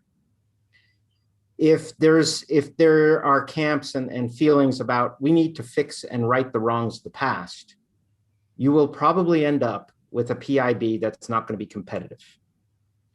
If you look to the future and design something as you paint what the future should look like and build a bill to support that future, you will have a very forward-thinking bill, a very good bill. It is not our place as OPTS and industry to say, government, you can't do this. The government has the right to empower, to set and establish regulation and legislation. What we point out as an investor is what would happen as a consequence of those changes. And that's what we would ask, that take that into consideration, design something for the future, and the future should focus on enabling what we hope to see is future assets being, resources being developed, and protecting the existing assets that we have now. Get that investor confidence back. So I'll leave it very simply like that. Thank you. That's the confidence back. Thank you very much. Mr. Bero, closing thoughts? Yeah, thank you. The Nigeria oil and gas space has done incredible stuff for this country. But in comparison to other major resource holding countries, it hasn't done enough. Nigeria still has major infrastructural gaps. It has major gaps in its growth index, its impact on its people. If you take countries like Norway, Malaysia, what their resources has done for them. So I come back to the comment I make. Government has a big decision to take. If I learn from what Sanjay said, yes, we haven't built the pot of money that guarantees our future from our oil and gas. We've essentially spent it all. But I think going forward, the dynamics have changed and they have a big decision to make. And I think my own real closing points is, it's a dilemma, it's a balance, and government must pass a bill that allows it to do the things it needs to do, because this is a major revenue earner for it. But it must balance that there's growth required and there's a bigger game to play. And it must lend itself to that bigger game, that future, rather than what it needs today. So for me, oil and gas, you can sort out the short term, but then you will kill growth. And it needs to focus on growth. And it's that growth that's what we are championing for it to move forward. Those are my closing comments. Thank you very much. These are really very thought-provoking. Bita, 1 minute. Okay, from my perspective, the PIB presents Nigeria with an opportunity to launch a new economic model, basically leveraging on its hydrocarbon resources for development, keeping an eye on its multiplying population, the youngsters coming, the future generation. So basically, you've got to keep your eye on those people coming behind and make sure that you present a model that allows a lot of investment to come in to achieve industrialization. which the future generations will require, right, for the sustainability of the country. So therefore, the quality of the PIB has to be such that it is so compelling for investment in hydrocarbon-based industrialization, such that the upstream happy to invest, the midstream is happy to come in and develop the infrastructure, and the downstream to develop the industries, all based on the hydrocarbon that we have in abundance. That's basically what I would like to see the PIB speak to eloquently. Thank you. The time is fast spent, exceeded by a minute. I apologize for that. There's so much I would have loved to summarize, but as a parting a parting thought or word or shot from me is, I hope those who are going to articulate the communique or the, would just really do a thorough job. I mean, the quality of the conversation has been amazing. The quality of materials put forward, just really outstanding. I hope we can articulate this and use the platform of NAPE to still carry on the advocacy with the government. There are a few persons who have expressed the concern that this would probably not just find any expression with government. The people who probably feel that the process is too far gone. I'm not sure it is. It's still with the legislator. I think that organizations such as NAPE have a great platform, and they can advocate these common sense positions. And it's been my privilege to steer this conversation the best way I can. And thank you, gentlemen. So Sanjay, Ademola, Adeyemi-Bero, thank you very much for the time and for your labor of love. Have a great day. Thank you very much. Thank you. Thank you very much. Thank you very much, sirs. Now, I'll hand over to Dr. James Edet, the president-elect, to do the speaker's vote of thanks so we can give you more time to get back to work. Dr. Edet.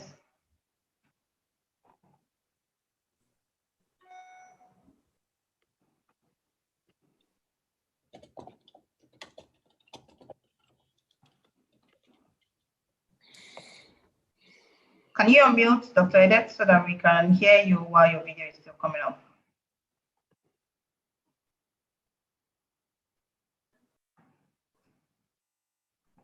Okay, so as not to waste time, P, I will hand over to you to do this. So delegate to someone, or you do this yourself.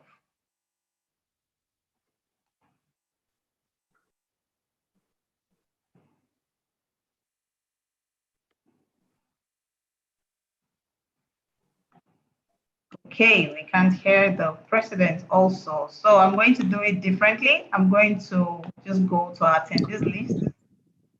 Okay, now so, she's on, right. Oh, okay, so dear speakers, panelists. Okay. I guess I'm back. James, over to you. Okay.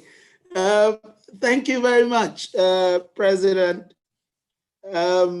Let me say a very big thank you to all the panelists, and especially to our moderator, Israel, who had to come in at a very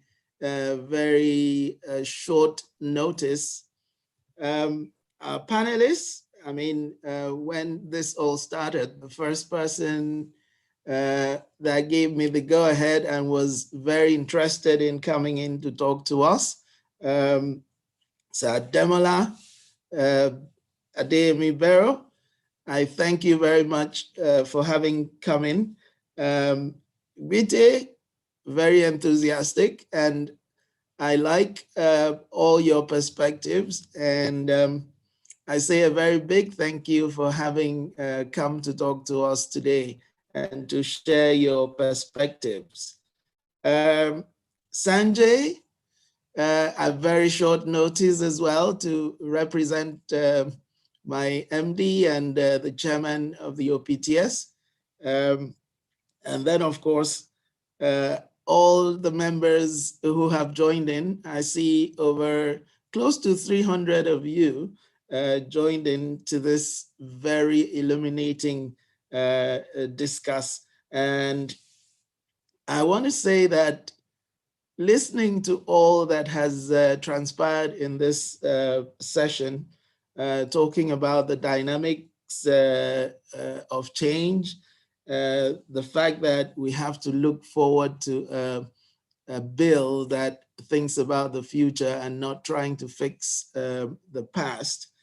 And also in terms of looking at the new economic model by harnessing petroleum resources for development in the future.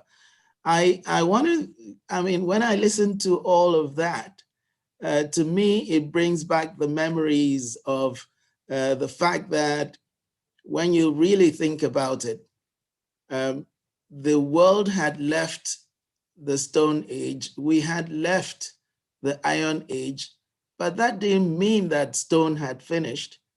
It didn't mean that iron had finished. In fact, we had to readapt and find other ways of making the best of these things. So I think from my view that I know it's not going to be a perfect PIB at the first instance, but anything that allows us to pass this bill at the shortest possible time would be an added advantage. So as the moderator has said, he hopes that we have a good team standing by that will give us a good communique or memorandum to submit to government. And to this, I say a very big thank you to all of you. This was highly illuminating. Thank you very much. Thank you very much. Thank you very much, Dr. James Edwards. So SARS, the panel session is over. We'll just go over membership activity now, so you may take your leave. Thank you. Thank you very much. All right, sir. So the next set of events will be done in 7 minutes. So this will be super quick. And I'm going to hand over to the president to take the first bite. President, over to you. Okay. We in NAPE, we always we have the YP, the young professionals who are very vibrant and who are forward-thinking in their approach to things that concern NAPE. And periodically, I think every year, there's a change of baton. I must let you all know that YP is like the engine room of NAPE. If you were part of our activities last year, you will note that we celebrated 45 years of NAPE's existence. And at that time, it came out very clearly that the founders were in the YP range. So this is a group that we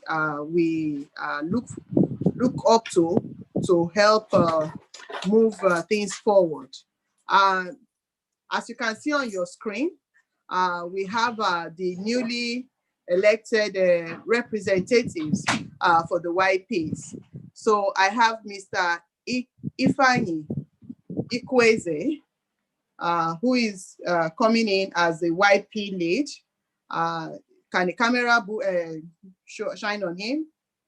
You can take a bow.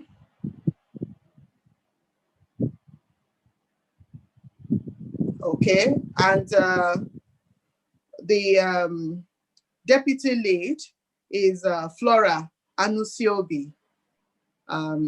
You're welcome. The secretary, the general secretary for the team is Chioma Okenwa, while the publicity secretary is Timipre Potoki. Who have I missed out? Oh, excuse me. Oh, sorry, you missed out the financial secretary, the provost, the welfare and events manager.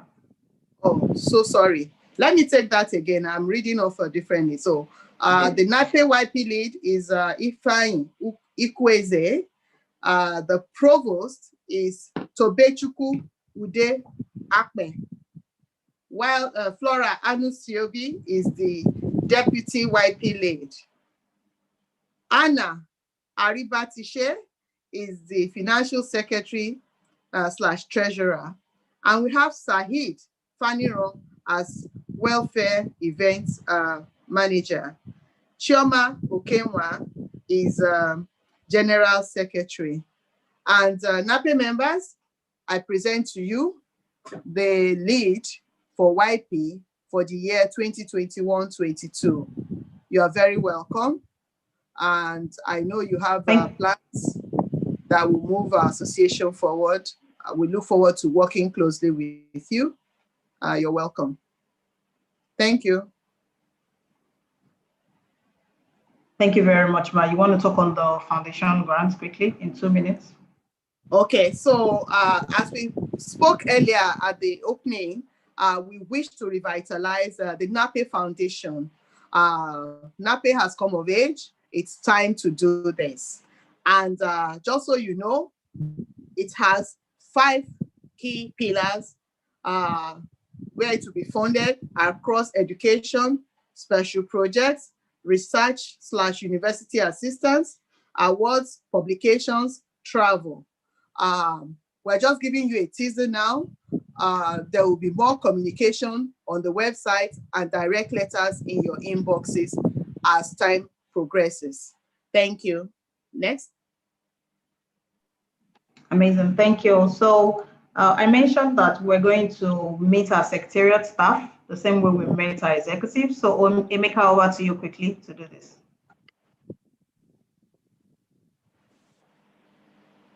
Yeah, thank you, Tubosu. Can you all hear me? Yes, you can. I can hear you. Okay. We all know that for us to function smoothly, that we need an efficient secretariat.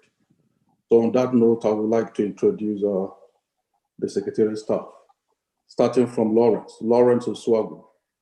He is the acting head of NAPE Secretariat. For all inquiries concerning continuing education and other general secretariat activity, Lawrence is the man to meet. After Lawrence, we have Tunde Adeniji. Tunde is the NAPE Information Technology Officer. He is the contact person for all IT and audiovisual services. Then we have Abeyuwa. No, then we have Abeyuwa Ebebo. Abeyuwa is a NAPE membership technical officer. She is the focal point for all membership and UAP related inquiries. As we are currently updating our database, and she is working closely with the Assistant General Secretary, Mrs. Nunye Afolabi, to make sure that it's accomplished. Then we have Morenike Daudu. Morenike is the admin / procurement lead. She's a contact person for all purchasing and tendering contracts. And last but not the least, we have Michael Obo Allo. Michael is a NAPE accountant.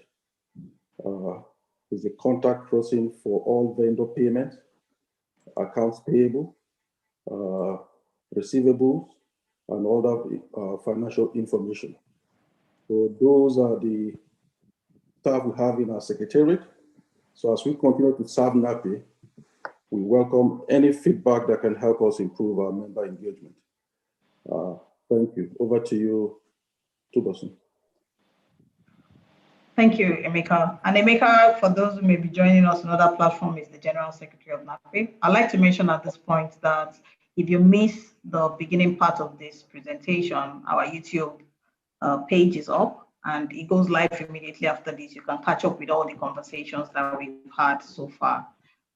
Ace, are you online to talk about the upcoming technical presentation at your chapter? You want to do this very quickly? Okay, thank you very much, PS. Abuja chapter will be hosting a technical presentation next week, the 19th, that is Friday, and it's going to be given by Engineer Justin Awayomi. He's a Group General Manager, Engineering and Technical Division of the NFPC. He's a certified professional in cost and also in estimating. He's going to be talking to us on the cost control in Nigeria oil and gas sector, the issues on the whys and the hows. I think it's an important topic because those this week. Yesterday. Yesterday, NFPC launched the Austrian cost optimization program. And one of the struggles will focus on how can we achieve the $10 per barrel, which has been targeted by the NFPC, or crude oil for OPEX. So we believe it's going to be an interesting meeting, and we're inviting everyone to tune in. Thank you very much. Thank you very much. And this is also important at this time, considering that we spent the whole of today talking about cost of regulation for our industry. So to the big news.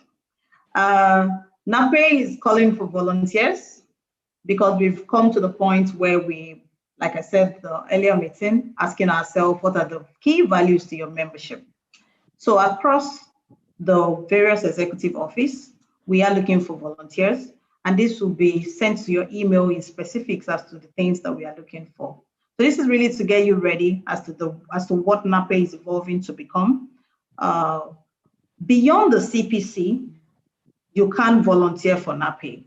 Beyond technical meeting appearances, we want to have a more vibrant organization where throughout the year there are activities and you really get the value for your membership. So please look out for the emails. There will be a lot of emails in your box in the coming week.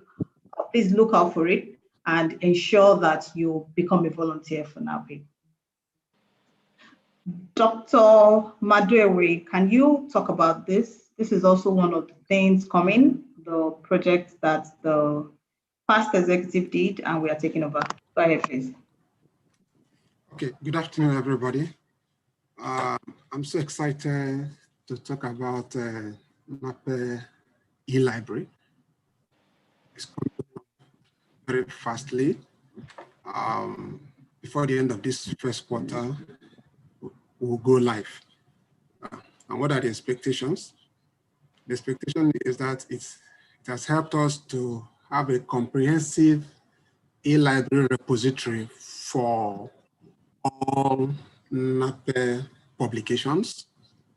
We are going digital for all publications, highly secured, with a lot of categorizations. So you can search based on the year the publication was made, or based on the subject. Maybe you're interested in geophysics researches or geology researches or oil and PIB researches done. So we have that categorization, and it's going to be administered by NAPE staff, by NAPE secretariat staff.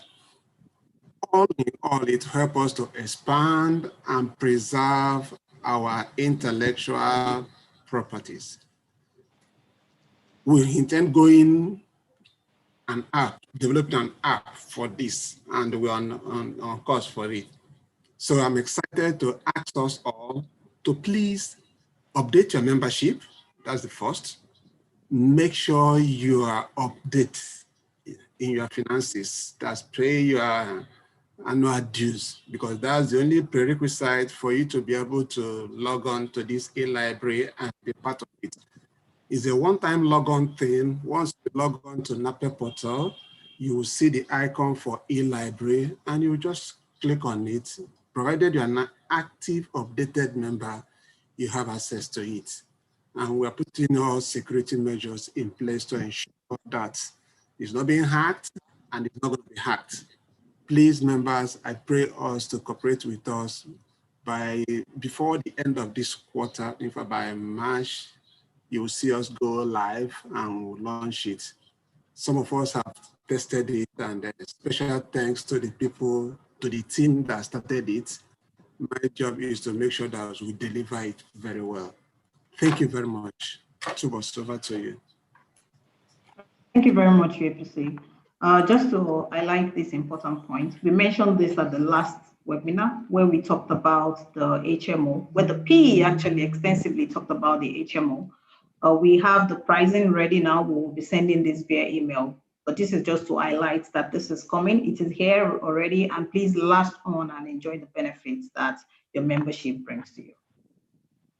So over to you, P, to close this amazing session. Okay, so this has been a very, very amazing session for me. I have learned a lot. Things I thought I knew, I have relearned.